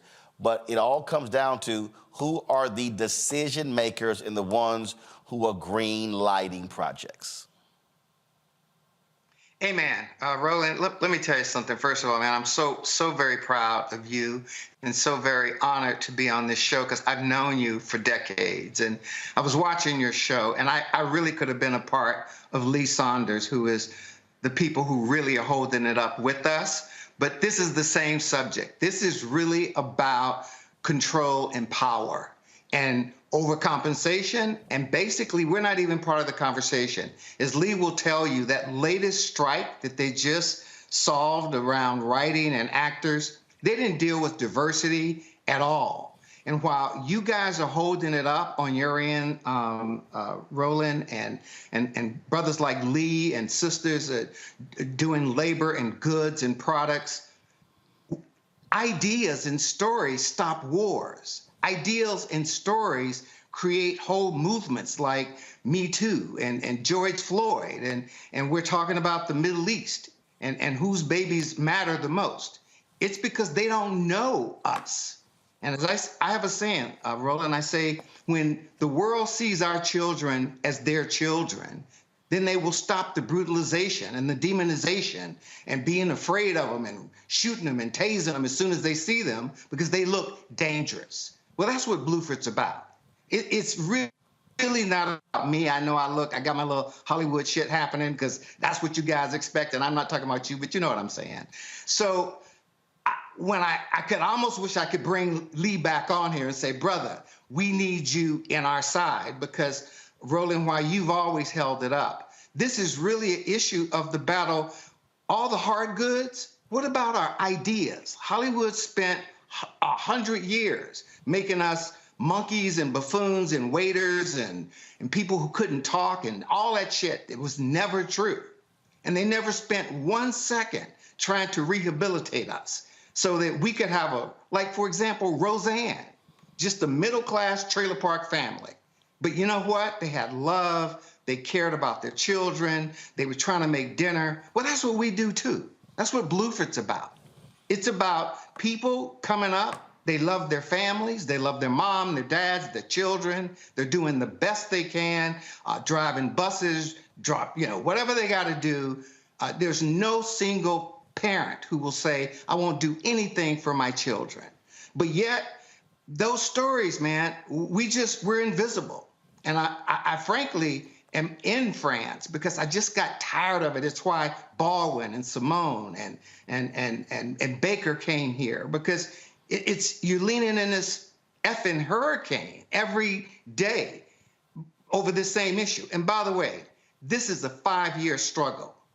This didn't just start. I'm not complaining. We've done everything Hollywood asked us to do. We brought in A-list showrunners that were not of color.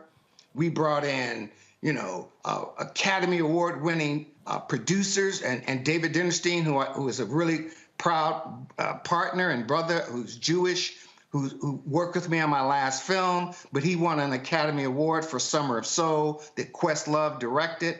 We can't even get a phone call return, man. I'm not talking about we need money or we just want them to take us seriously. And I know I'm going crazy because, frankly, this whole thing is about a battle of we don't have any control over our narrative. The thing that matters the most is what you're doing, Roland, except the fiction part, right? We want to be astronauts. I'm sorry, go ahead, brother. I give a perfect example. So Deborah Denard, she's in our chat. She says, middle school students love these books. The Bluford series are the books the kids steal from us. Amen. This is one of the most stolen books that never gets returned to libraries. You know, and what is that? And you know what they were told? What the publisher of Bluford was, Townsend Press. They were told by everyone, basically, Black kids don't read, so we don't want to support this book. So my partner, Paul Langan, who wrote the first few books, they said, basically, we're going to just take this on ourselves. This is a small little publishing house in New Jersey.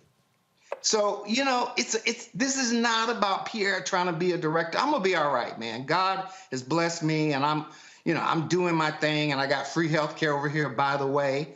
And so it ain't about that, Roland.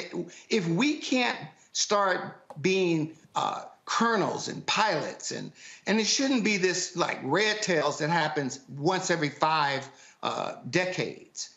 Bluford is consistently the passion of our Bluford young adults and many journalists now who got their passion reading about kids who were being bullied or had a weight problem or were worried about teenage sex, all the same things. This could have easily been a white series, and we wouldn't be having this conversation. This shit would have been like Leave It to Beaver 2 decades ago. So so y'all have been on this path and talking to streaming services, trying to talk to studios, and you've gotten no interest? Well, so what happened, and I'm not going to name them, but a top studio, one of the top 4, we got them in, man, and basically they didn't want to stay with the books. They brought in these people who did some other things that ain't got nothing to do with our community or our culture. And I'm thinking to myself, okay, well, when are we going to get to the Bluford books? And these people came in, man, and they just turned this shit into something that had nothing to do with us. And I actually said to the studio, well, don't you guys care about these millions of fans and all these books and great stories? And they said, no, we don't really care to, what do they say, adapt the books. And I'm like, well, I mean, I thought that was the collateral for the deal. And we know how other book lovers, how they responded when storylines were changed in movies, in TV shows, and they reacted in a huge way. Thank you. It's like Harry Potter. Why don't you take this not in and make it in Hogwarts? Why don't you make this shit in like Flint, Michigan, or, you know, whatever suburb you want to make? Man, the Harry Potter people would have lost their mind and we'd have never heard of that series. But they just don't even give us any consideration. And it's really offensive because it's not just about Bluford. As I say to Paul, the guy who created it, said, man, shit, I am Bluford. Everything those kids went through. And same with you, Roland, and Carol, all your staff. We had to decide, are we going to go with the bullshit of okey doke? Are we going to try to get through school and still be cool, or whatever it took?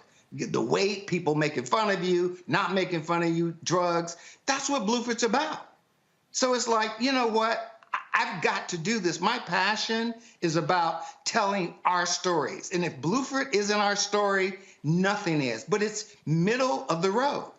And you have, and one of the things, and I've got people in the chat, they're throwing out, hey, what about Tyler? What about Oprah?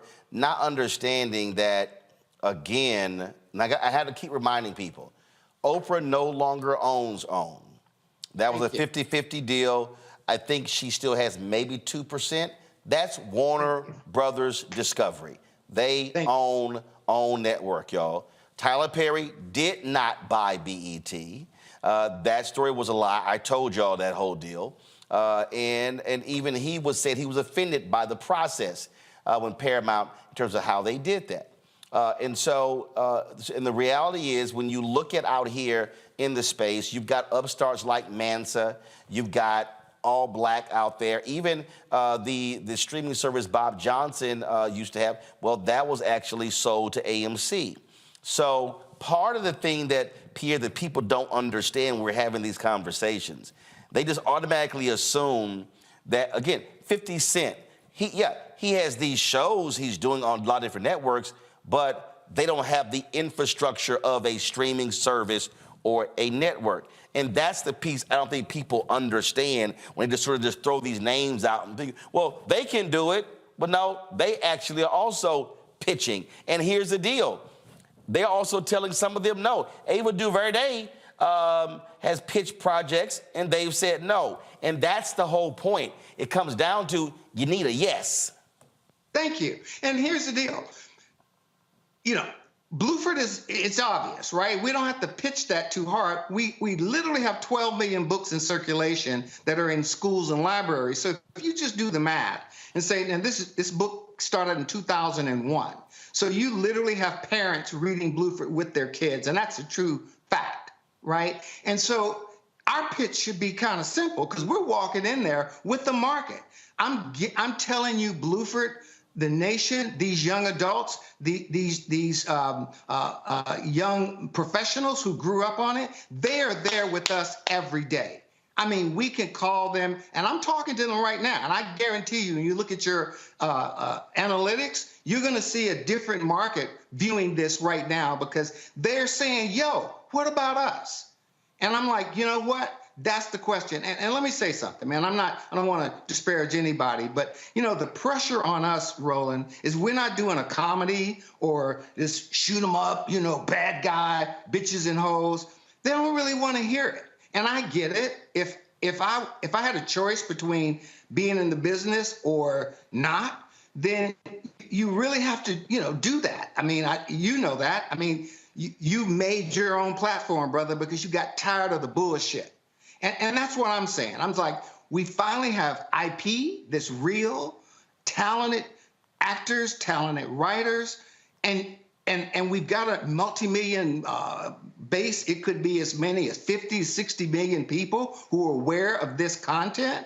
And you guys are treating us like it doesn't matter, and it's offensive. Like, honestly, if I come back on and I get a deal, I'll tell you exactly what my pay is, because if I do good work, I'm going to get paid, just like Brother Saunders said. I mean, fuck it, whatever that is, I'll get my piece. This is about a cop pulling over your son or daughter and treating them different than they would treat their son or daughter, even if they're on drugs, even if they're telling them to fuck off. They're not going to get slammed on the street and their face in the concrete and shit, or if they try to fight back, they get shot. That's because they don't know our kids. And the reason why they don't know our kids, because enough people don't know about Bluford, which we know. Bluford is not an abomination in our world, but the mainstream doesn't know about it. So my passion is, like I say, people are dying right now, particularly in our community, because we don't have hope. And you know, they're banning books. They're telling us somehow slavery. I mean, it's bullshit, man. And here we have Bluford out there, and they're acting like, well, they're treating it like any other pitch. It's like, so it's not my idea. It's not even David Dennerstein. We're just trying to get a look at the basket. They put Bluford out there. I guarantee you it's going to carry itself. And I frankly think that's what they're afraid of. They're afraid that we're like you, Roland. We might get self-contained, or like Tyler, who basically didn't need Hollywood. Hollywood needed him. When he came, as you know, he had his community. And basically, Tyler ran his own deal from day one, just like Issa Rae. Just like Issa Rae. You know. But the thing that, but even with that, I always have to remind people that somebody put in the chat, Tyler has a studio. Tyler has a physical studio. But what they figured out, and I need people to understand this, because they figured this out even with the music game, was distribution. And that is, if you control distribution, then you control the game. It was a whole bunch of record labels, but once they said, hold up, it's Motown, it's Stack, it's all these different, But if we control the distribution, now we control the access. And that's to the theaters. And now you talk about to the streaming services, which is why you have, again, people are creating their own platforms. But here's the piece. It's very difficult when a Mansa, Nate Parker, David Yellowo, launches trying to compete against a Netflix when you're competing against somebody with a market cap of $300 billion. Disney, same thing. And look, and we all know how black people deal with it, but I got to remind people, when George Lucas did Red Tails, the major 7 Hollywood studios all told him no because they said there were no white heroes. George Lucas had to put $60 million of his own money to finish Red Tails. This is George Star Wars Lucas. Thank you, brother. Thank you. And you know, when you talk about that's funny, this business is like, I call it a 3-legged stool, right? It's about content, it's about distribution, and it's about financing. So we've got 2 of the 3, right? We've got great content and really distribution with our audience. I mean, just like you, shit, I think we could put this on a YouTube channel if we could pay for it. We don't have the financing. So that's what we need. Like, I'm tired of trying to convince Hollywood. I mean, did you see in Sunday's paper, there's an article on the front page about how Netflix gave this guy $55 million to do a series. He went out and bought 5 Rolls Royces, a Ferrari, put $11 million into crypto, never delivered a thing. And they just marked it off and kept moving, right? So we're looking, the one thing our community doesn't have is access to capital and any regular ways to finance. Yep. And I think if we could get a private equity fund to say, hey, give us $1 billion. You know what, Roland, I'd come to you and say, brother, let's spread out. Because over here in France, they respect us, they understand our struggle, and they're very curious about African American. That's what I'm talking about, us. Well, and look, I get people, I get these trolls who yell at me, man, you out here begging, they holler do for self, and I'm like, yo, it's a $322 billion advertising industry. How do you think Disney and Warner Brothers and NBC Universal, how do you think they make money? That's how they make money, and we should be tapping into it as well. And so when we have access to, yes, that financing, then we can do projects, and then we know the artist is going to be there. But that's how the game is being controlled. It's controlled 2 ways: financing and distribution. Well, what we're going to do, Pierre? Look, we're gonna put this segment out. We're gonna share it on social media, and hope it kindles, strikes some interest on some people, because again, as you said, the audience is sitting there waiting to grab it. Folks just got to have the courage to actually do it. We appreciate it, my brother. Appreciate you, Roland, and continued success, brother. Thank you so much. All right, looking clean and a hat as well. All right, Pierre, thanks a lot. Folks, when we come back, I keep telling y'all these white conservatives are going after everything black. Now they're going after some black scholarships in Colorado. Didn't I write a whole book called White Fear? Didn't I tell you this was about to happen? It's real. We'll talk about that next on Roland Martin Unfiltered on the Black Star Network. Next on the Black Table, with me, Greg Carr, working under the constant threat of violence. Nearly 50 bomb threats over dozens of HBCU campuses. In 2022, we'll talk to our HBCU Master Teacher Roundtable about the stress, the strain, the frustrating lack of answers, and real community-grounded solutions to the threat of violence we face at HBCUs today. Join us for the Black Table, only on the Black Star Network. Hatred on the streets, a horrific scene, a white nationalist rally that descended into deadly violence. White people are losing their damn minds. As an angry pro-Trump mob storms the U.S. Capitol, we've seen shooting. We're about to see the rise of what I call white minority resistance. We have seen white folks in this country who simply cannot tolerate black folks voting. I think what we're seeing is the inevitable result of violent denial. This is part of American history. Every time that people of color have made progress, whether real or symbolic, there has been what Carol Anderson at Emory University calls white rage as a backdrop. backlash. This is the rise of the Proud Boys and the Boogaloo Boys. America, there's going to be more of this. Here's all the Proud Boys, guys. This country is getting increasingly racist in its behaviors and its attitudes because of the fear of white people. The fear that they're taking our jobs, they're taking our resources, they're taking our women. This is white fear.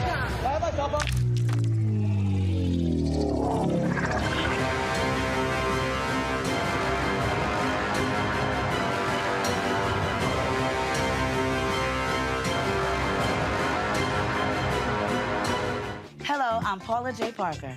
Truly proud of the Proud Family, louder and prouder on Disney+. And you're watching Roland Martin, Unfiltered.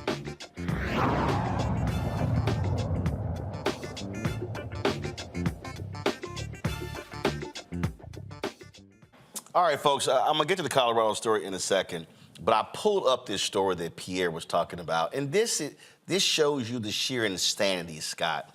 So Carl Rinsch, R-I-N-S-C-H, so this guy directed one movie. I want you to listen to what I just said. Little-known director, and so this is the lead of the New York Times story. Near the height of the streaming boom in the fall of 2018, a half-dozen studios and video platforms line up to woo a little-known filmmaker named Carl Eric Rinsch.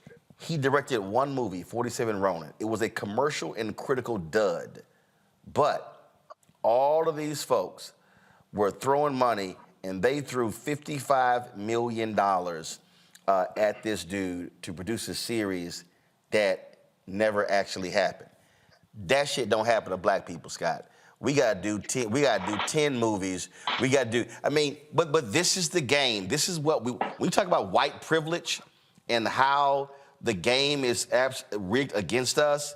This is what we're talking about. It gets worse. The case of Carlos Watson, who's being criminally prosecuted in the Eastern District of New York right now, right? Allegedly, who had a streaming service or had a media company. Yeah, his media company was Ozzy. Ozzy, exactly. And he's being criminally prosecuted right now by the Eastern District of New York. And if they prosecute him, so regardless of his defenses, but how come they're not prosecuting this individual who literally walked away with $55 million? I don't know the story. I don't know the case per se, but that story is being written. It's not being written because the individual is being criminally prosecuted. It's being written because it's a strange case of how Netflix lost $55 million. That's a lot of money they lose without being criminally investigated.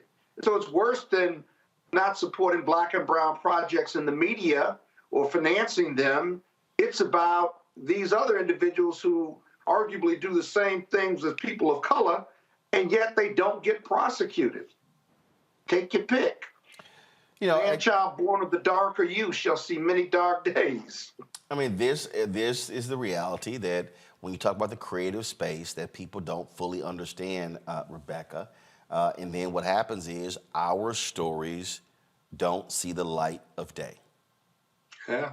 You know, Roland, I think it's even getting worse, especially when we think about with how AI is going to be used for the rest of the century.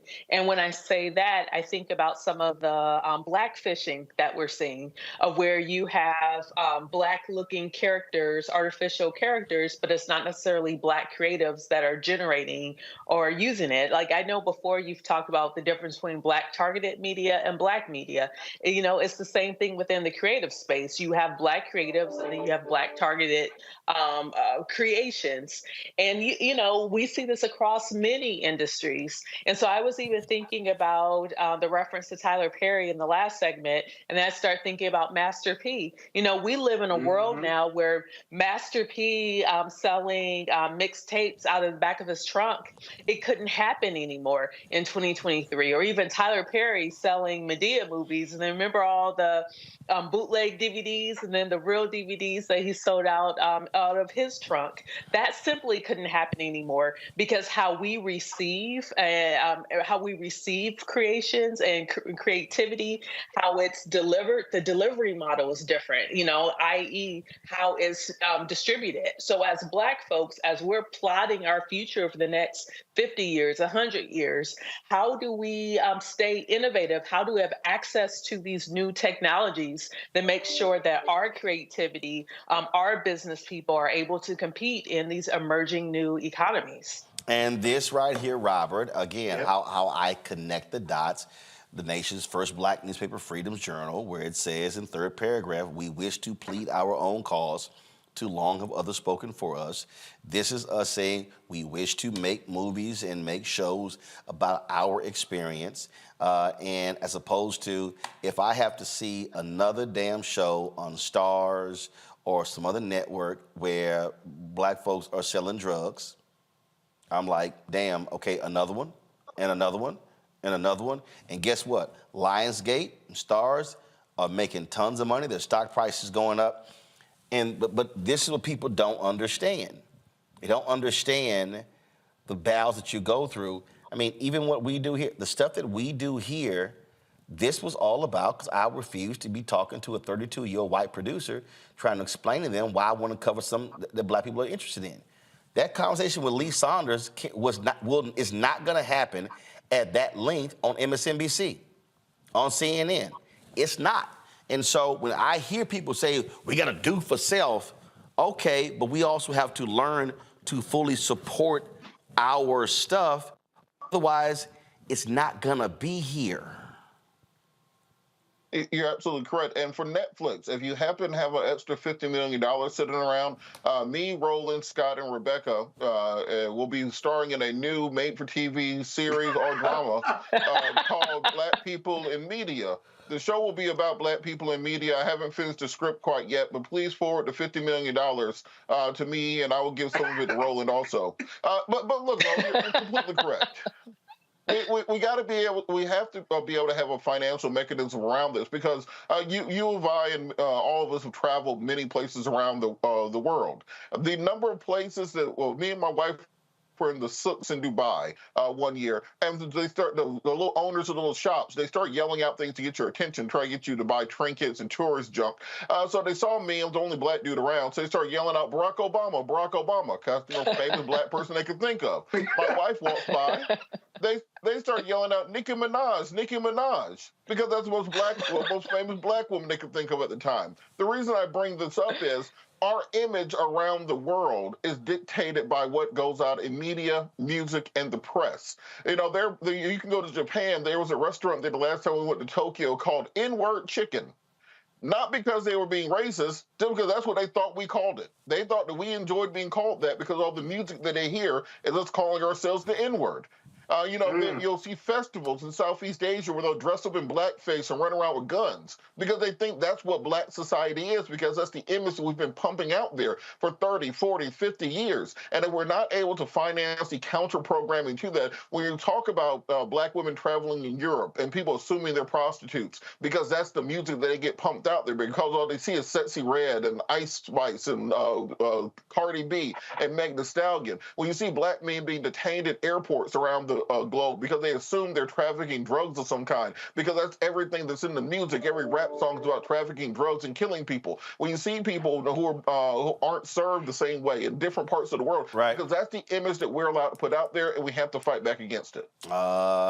Folks, that's what has to happen. And so we're going to continue to highlight these stories and making it known what's going on. We come back, we'll talk about what's happening in Colorado. 2 Colorado universities, they are fighting a group over scholarships. This all because of that Supreme Court affirmative action decision. Folks, you're watching Roland Martin Unfiltered on the Black Star Network. On the next Get Wealthy with me, Deborah Owens, have you ever had $1 million idea and wondered how to bring it to life? Well, it's all about turning problems into opportunities. On our next Get Wealthy, you'll learn of a woman who identified the overload bag syndrome, and now she's taking that money to the bank through global sales in major department stores. And I was just struggling with 2 or 3 bags on the train. And I looked around on the train and I said, you know what? There are a lot of women that are carrying two or three bags. That's right here on Get Wealthy, only on Black Star Network.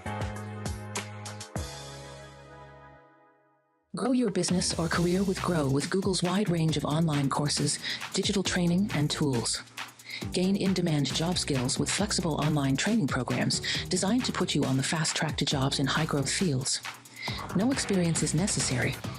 Learn at your own pace. Complete the online certificate program on your own terms. Stand out to employers, get on a path to in-demand jobs, and connect with top employers who are currently hiring. Take one professional career certificate program or all 6.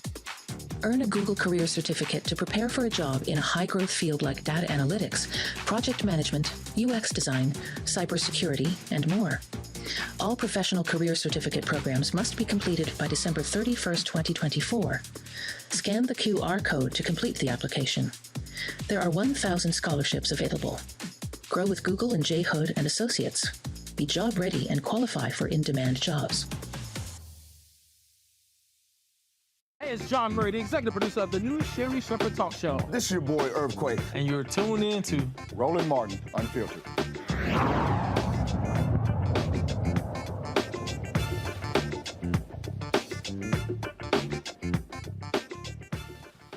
Two Colorado universities are the targets of an anti-affirmative action conservative group that has filed federal complaints alleging its distribution of federal scholarships is race-based and discriminatory. The University of Colorado Boulder and the University of Colorado Denver participate in the federal Ronald E. McNair Post-Baccalaureate Achievement Program, also known as the McNair Scholars Program, named after one of the astronauts who was killed on the space shuttle. Now, the Equal Protection Project claims that white and Asian students face additional hurdles when being considered for scholarships. Colette Bowers-Zinn, the founder and executive director of Axis, a nonprofit organization that helps underrepresented students thrive in education, joins me from LA to discuss this. Glad to have you on the show. Colette, this is, I say it to people in my book, White Fear, these things were coming. These folks are mad, they're pissed off, they're angry, and this notion that somehow white and Asian kids are being exempted or they're not getting a fair share, I keep saying, they're going to go after any and everything that black folks have been trying to advance to marginally get ahead in this society. Indeed, but the fact of the matter is they are ahead. And that's why these programs, these scholarships exist, to get at the inequity. And so it's just ridiculous that these things continue to happen and that they're using the exact system that provides systemic blocks to students of color, people of color, to prevent students of color and people of color from thriving, from getting at anywhere near equitable experiences. It's a problem. Well, and what's happening now is that, again, when you go after one of these programs, it becomes a chilling effect, just like when they went after the venture group that was in Atlanta that was there to help out black and other female entrepreneurs. And so what they hope, they want to force people to begin to change their programs on their own out of fear of them being sued. And that's exactly what's going to start to be the outcomes coming out of this. Because again, it's people who the system have worked for that then have the time and resources to perpetuate these silly lawsuits against people and institutions who don't have the time or resources to defend them.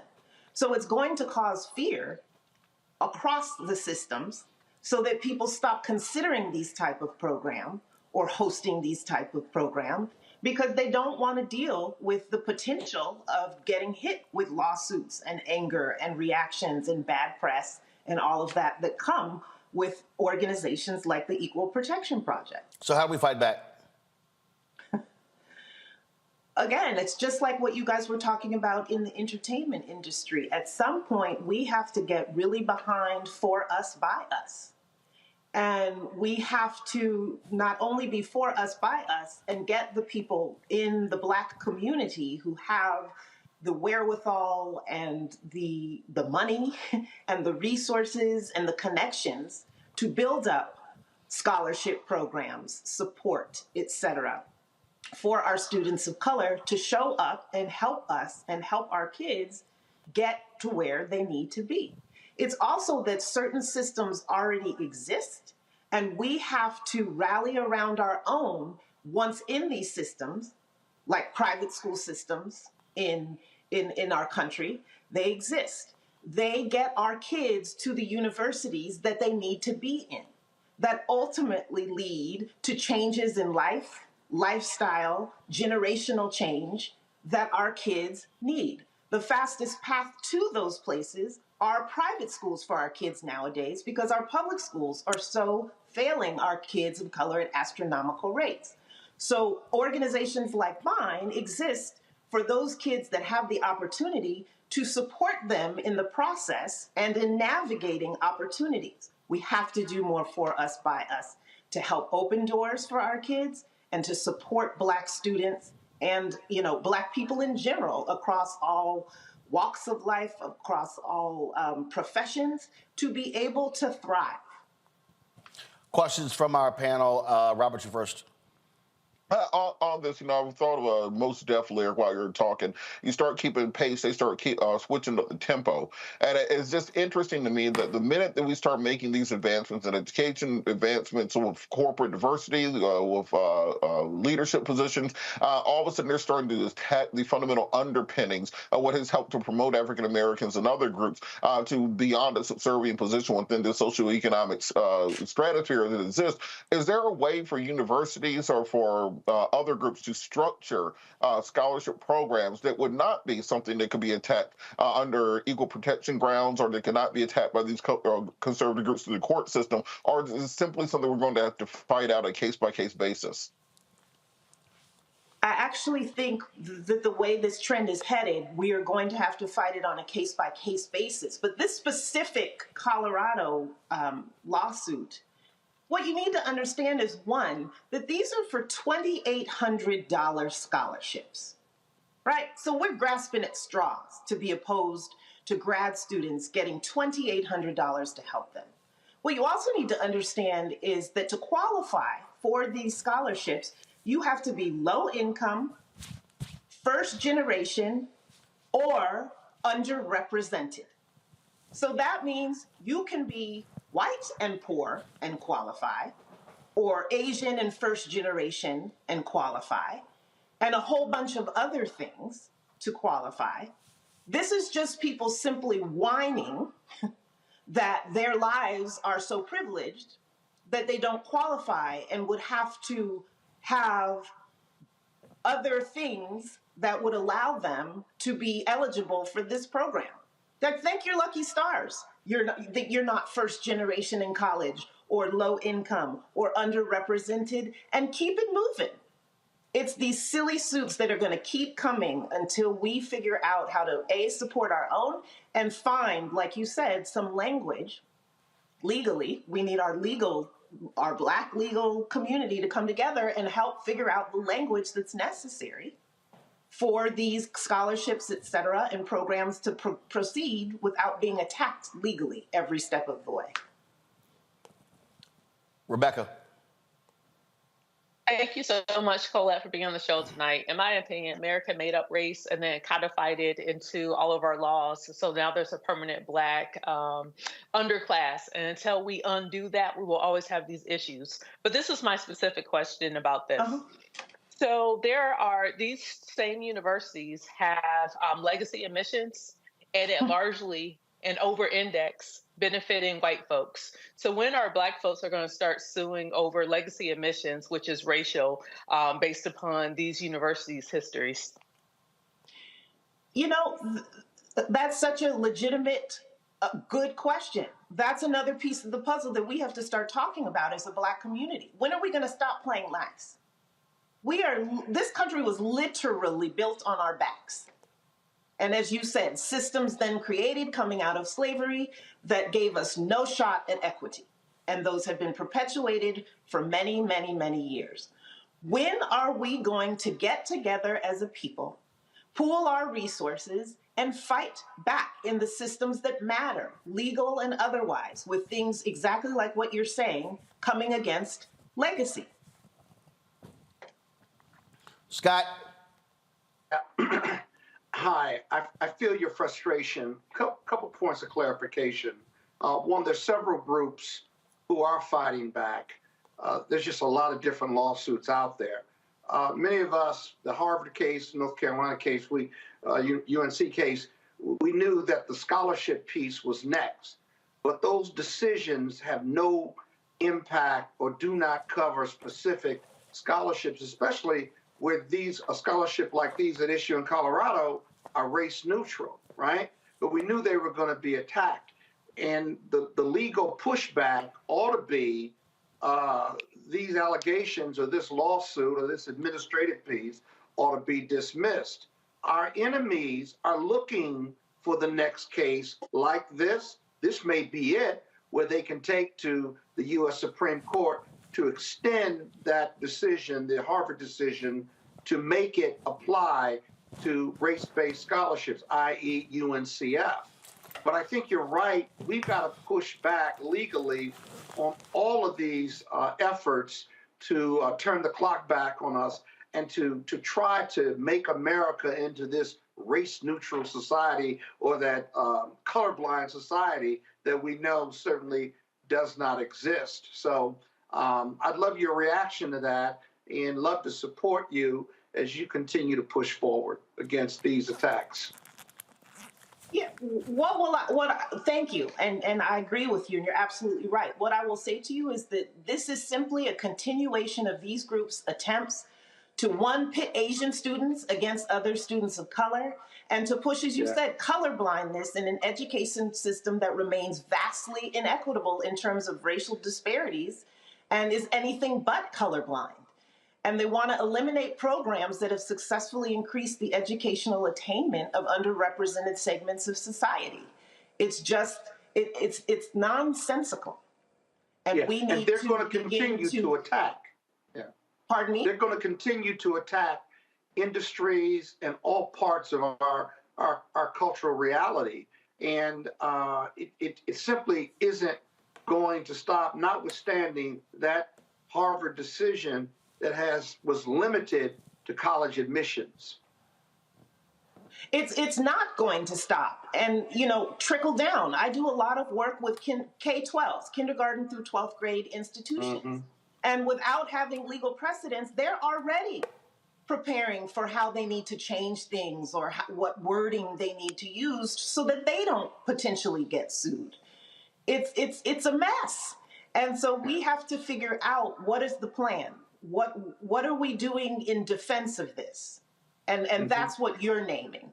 Where are we going to come up with the counter attack for this so that it doesn't spread further? All right. Yeah. Colette, we appreciate it. Thanks a lot. Thanks for having me. All right, folks, we come back. I think Rebecca, Scott, and Robert are going to really enjoy this next segment. It's shade left and right, Vice President Kamala Harris. It's 8 o'clock. What? It's 8 o'clock. I got to go. Well, I'm going to do this here, Scott. Since you got to go, I'm going to go ahead and play this right now then. So, y'all, when I went by the Clark Atlanta homecoming, one of the things that people in Atlanta kept saying, they kept telling me, could you please get Pinati or whatever the hell your little name? They said, could you please keep him off the air? I said, I'm just letting you know. So I said, listen. I got fans out there. You got fans? Well, I got fans.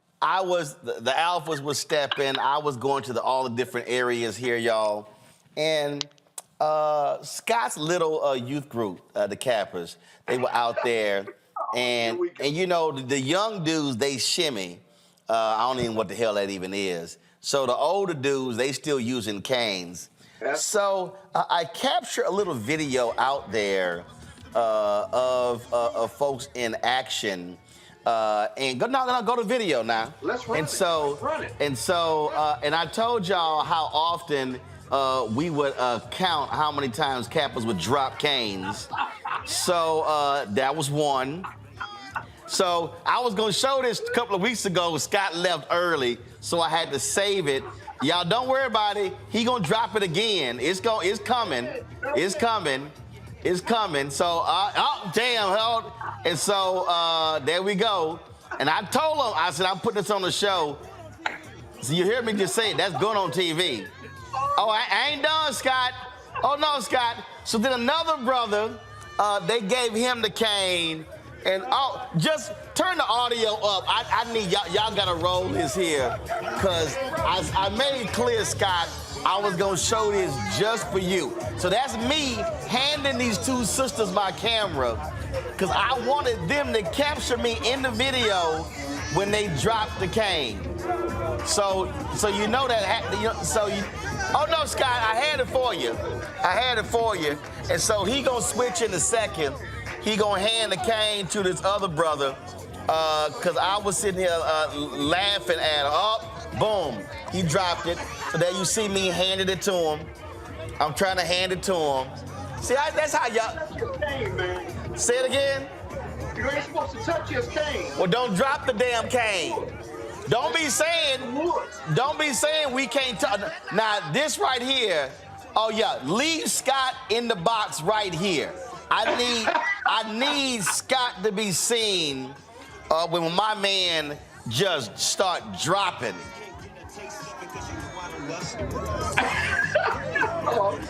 Come on, brother, don't do it. Oh, boom! He didn't even last 10 seconds. Rebecca's over there counting the drops. Don't do it. Don't do it. No, he ain't done. Another drop. We ain't done. Why are they doing that? Why? We ain't done.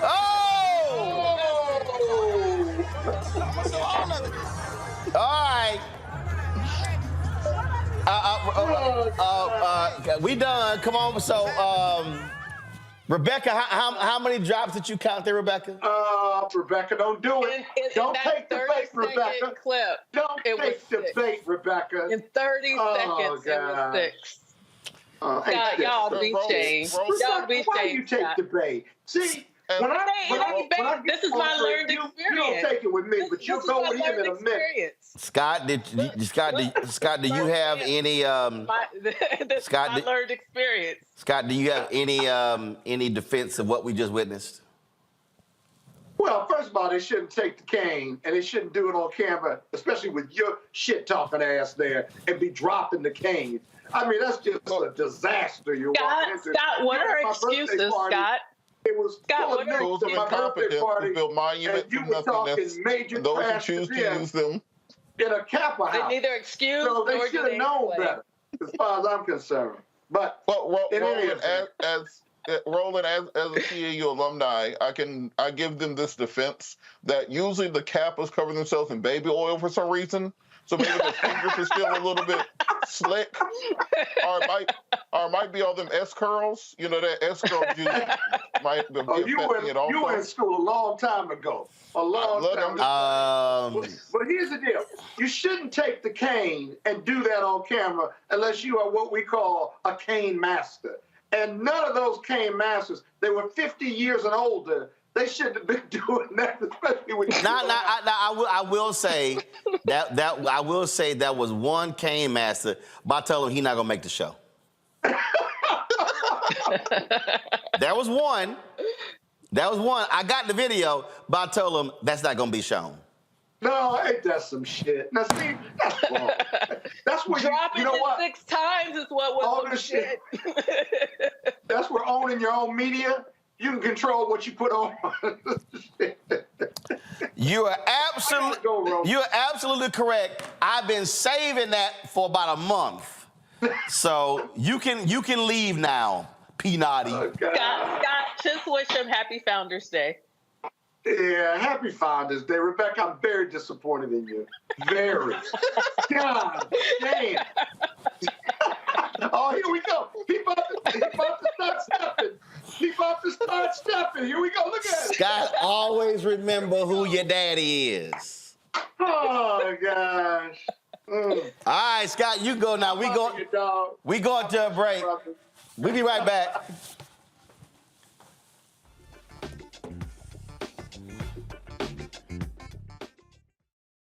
When you talk about blackness and what happens in black culture, we're about covering these things that matter to us, speaking to our issues and concerns. This is a genuine people-powered movement. There's a lot of stuff that we're not getting. You get it, and you spread the word. We wish to plead our own cause. Too long have others spoken for us. We cannot tell our own story if we can't pay for it. This is about covering us. Invest in black-owned media. Your dollars matter. We don't have to keep asking them to cover our stuff. So please support us in what we do, folks.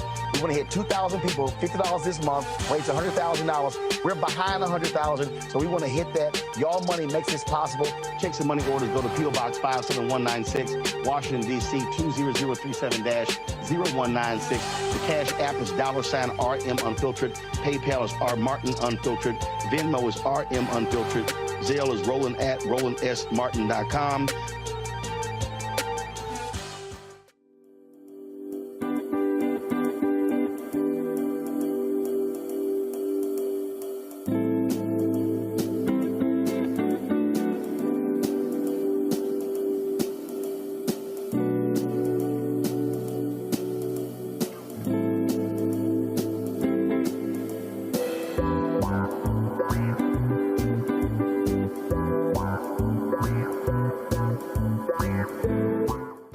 Pretending to be Roland Martin. Holla! You ain't got to wear black and gold every damn place, okay? Ooh, I'm an alpha, yay. All right, you're 58 years old. It's over. And you are now watching Roland Martin Unfiltered. Uncut, unplugged, and undamn believable.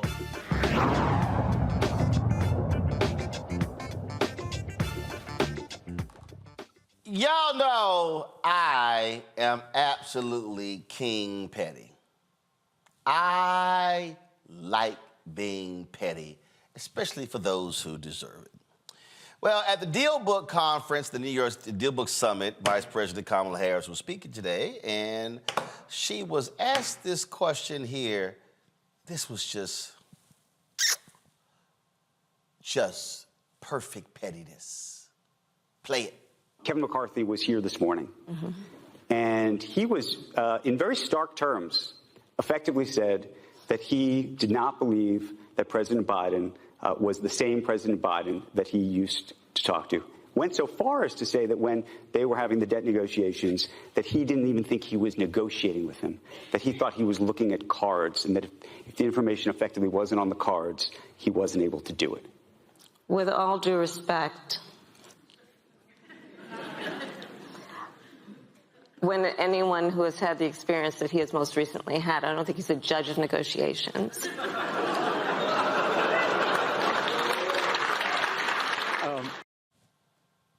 Love it. That's how you got to respond, Rebecca.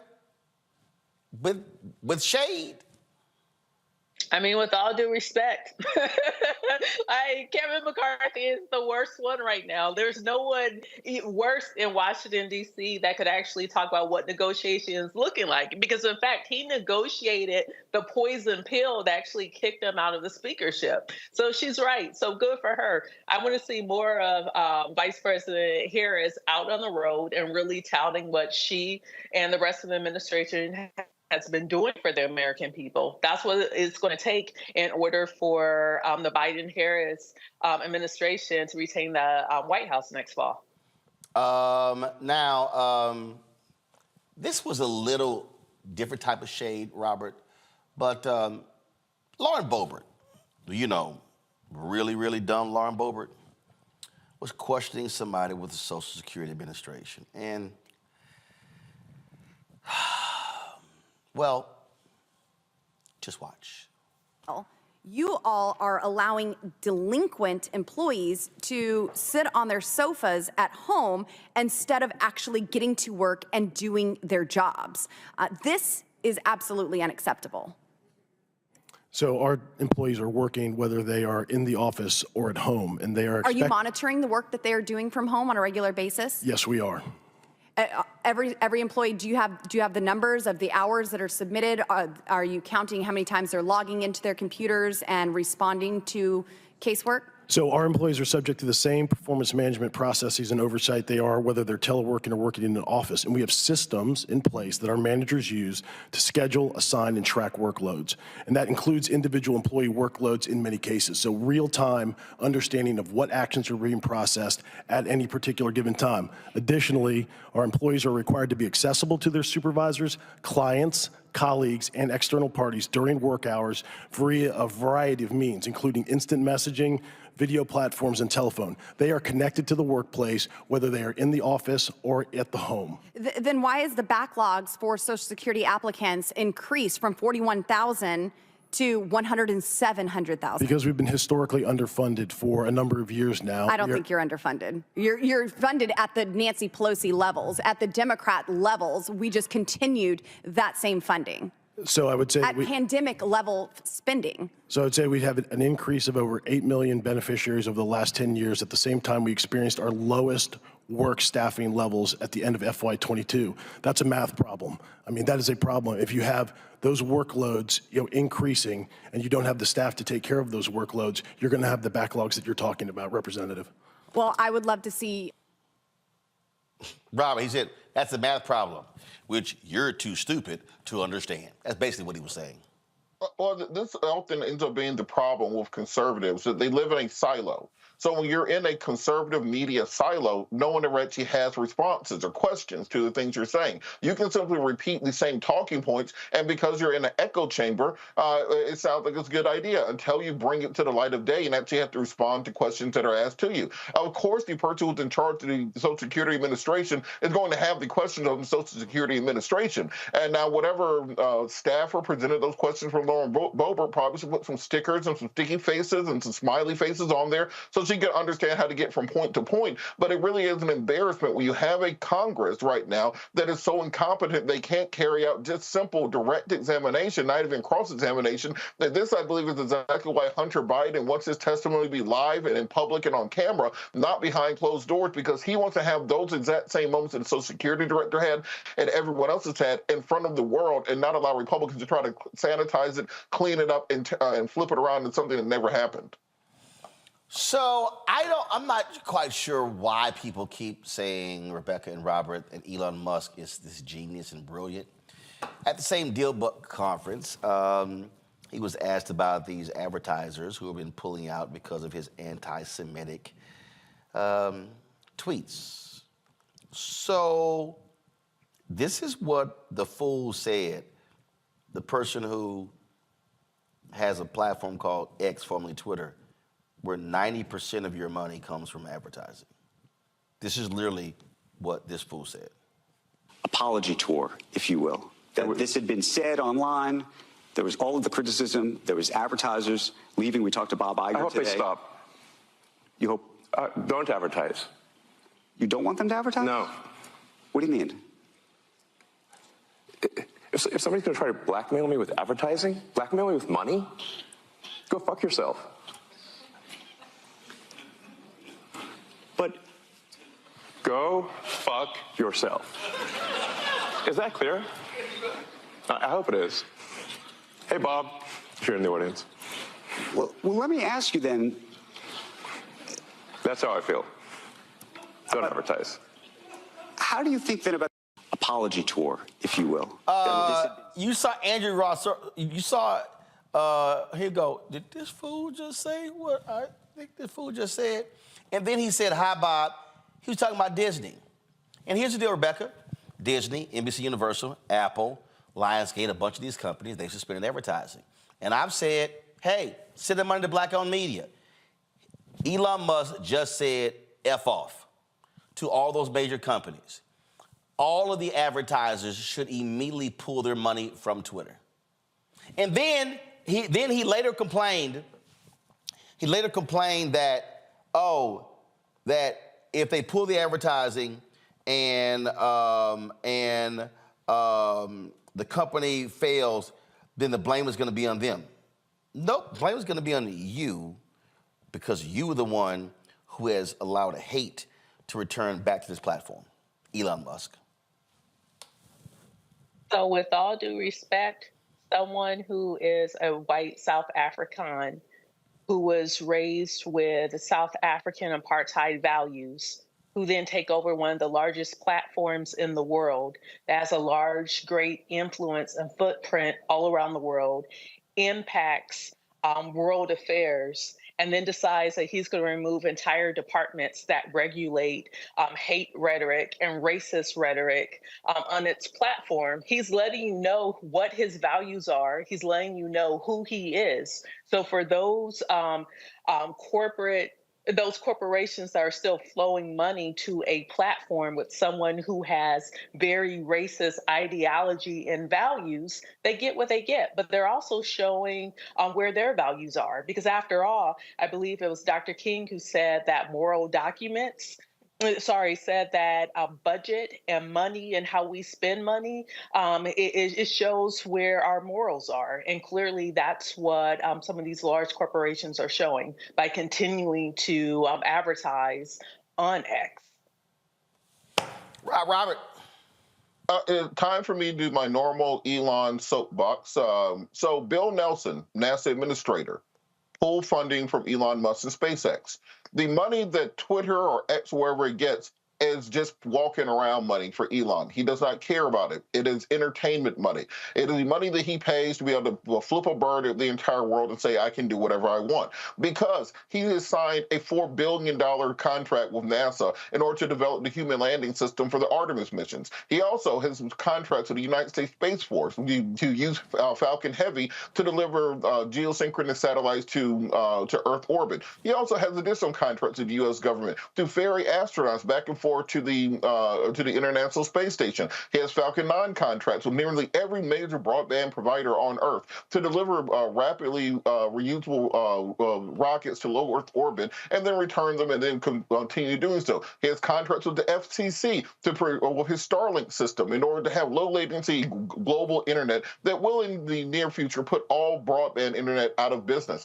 In addition to this, he also has which is trying to turn them through the Green New Deal into the fleet vehicles for the United States government, meaning that all those Ford Explorers you should see will soon be Teslas if he gets his way. He has a gigafactory in Mexico City to build Teslas. He has a gigafactory in Shanghai, the only non-Chinese person to have a gigafactory in Shanghai, as well as factories in Berlin and are now in Austin, Texas. He has a Neuralink program, which is a brain implant that he's now implanting into, I think it's in trials right now, where you can use your brainwave to control computer mouses and prosthetics going forward. He has the Boring Company that has contracts in place that can dig tunnels or hyperlink tunnels between major cities. There were discussions to put one between Baltimore and Washington, D.C. There's a prototype one in Las Vegas. And those suckers they ain't never worked. None of them have worked yet, but he's still making billions and billions of dollars. The point is, the reason he can say fuck you to the advertisers is he doesn't need the advertisers because he has the government. He is the biggest welfare queen on the planet. He is getting government money left and right from every government on this earth, including to provide satellite systems to Ukraine to fight their wars, which he can turn on and off at any given time. How much power does one man need? How much money does one man need? He effectively has his own fleet of intercontinental ballistic missiles that are completely unregulated by any world government. He has his own internet satellite constellation. He has his own spaceships. He has his own electric vehicles, and we are not doing anything about it. And we're worried about him saying F you to advertisers. Well, I would love him to lose all those government contracts, too. That's it. Robert, Rebecca, I appreciate y'all being with us on today's panel. Thank you so very much, folks. Earlier today, I did a master class at North Carolina A&T University. Had a very good time there with the journalism students. Was invited by my longtime NABJ colleague, David Squires. And, of course, the students, as they always do, wanted to share with us one of the favorite traditions at North Carolina A&T. 1, 2, 3, pause, go. Can I get a deep pride? A deep pride? Yeah. So glad to be there. Glad to see Chancellor Martin, my alpha brother. And that was absolutely great to be with those students at North Carolina A&T. Hey, folks, don't forget supporters of what we do. YouTube, folks, y'all watching right now, hit that like button. We should easily be at 1,500 likes, so y'all got time to do it right now. Also, your support is critical to what we do, so send your check and money order to P.O. Box 57196, Washington, D.C., 20037-0196. Cash App is $RM Unfiltered, PayPal R Martin Unfiltered. Venmo is RM Unfiltered. Zelle, Roland at RolandSMartin.com, Roland at RolandMartinUnfiltered.com. Also, be sure to download the Black Star Network app, Apple phone, Android phone, Apple TV, Android TV, Roku, Amazon Fire TV, Xbox One, Samsung Smart TV. You can also, of course, check it out 24-hour, 7-day-a-week streaming channel. We're available on Amazon News. So simply go to Amazon Fire, click Amazon News, tell Alexa to play news for the Black Star Network. Also, you can check us out on Plex TV, Amazon Freevee, Amazon Prime Video as well. And do not forget, you can also check out, be sure to get a copy of my book, White Fear, How the Browning of America is Making White Folks Lose Their Minds. Folks, that's it. I'll see you tomorrow, right here. Holla! Folks, Black Star Network is here. Oh, no punches! I'm real revolutionary right now. Support this man, Black Media. He makes sure that our stories are told.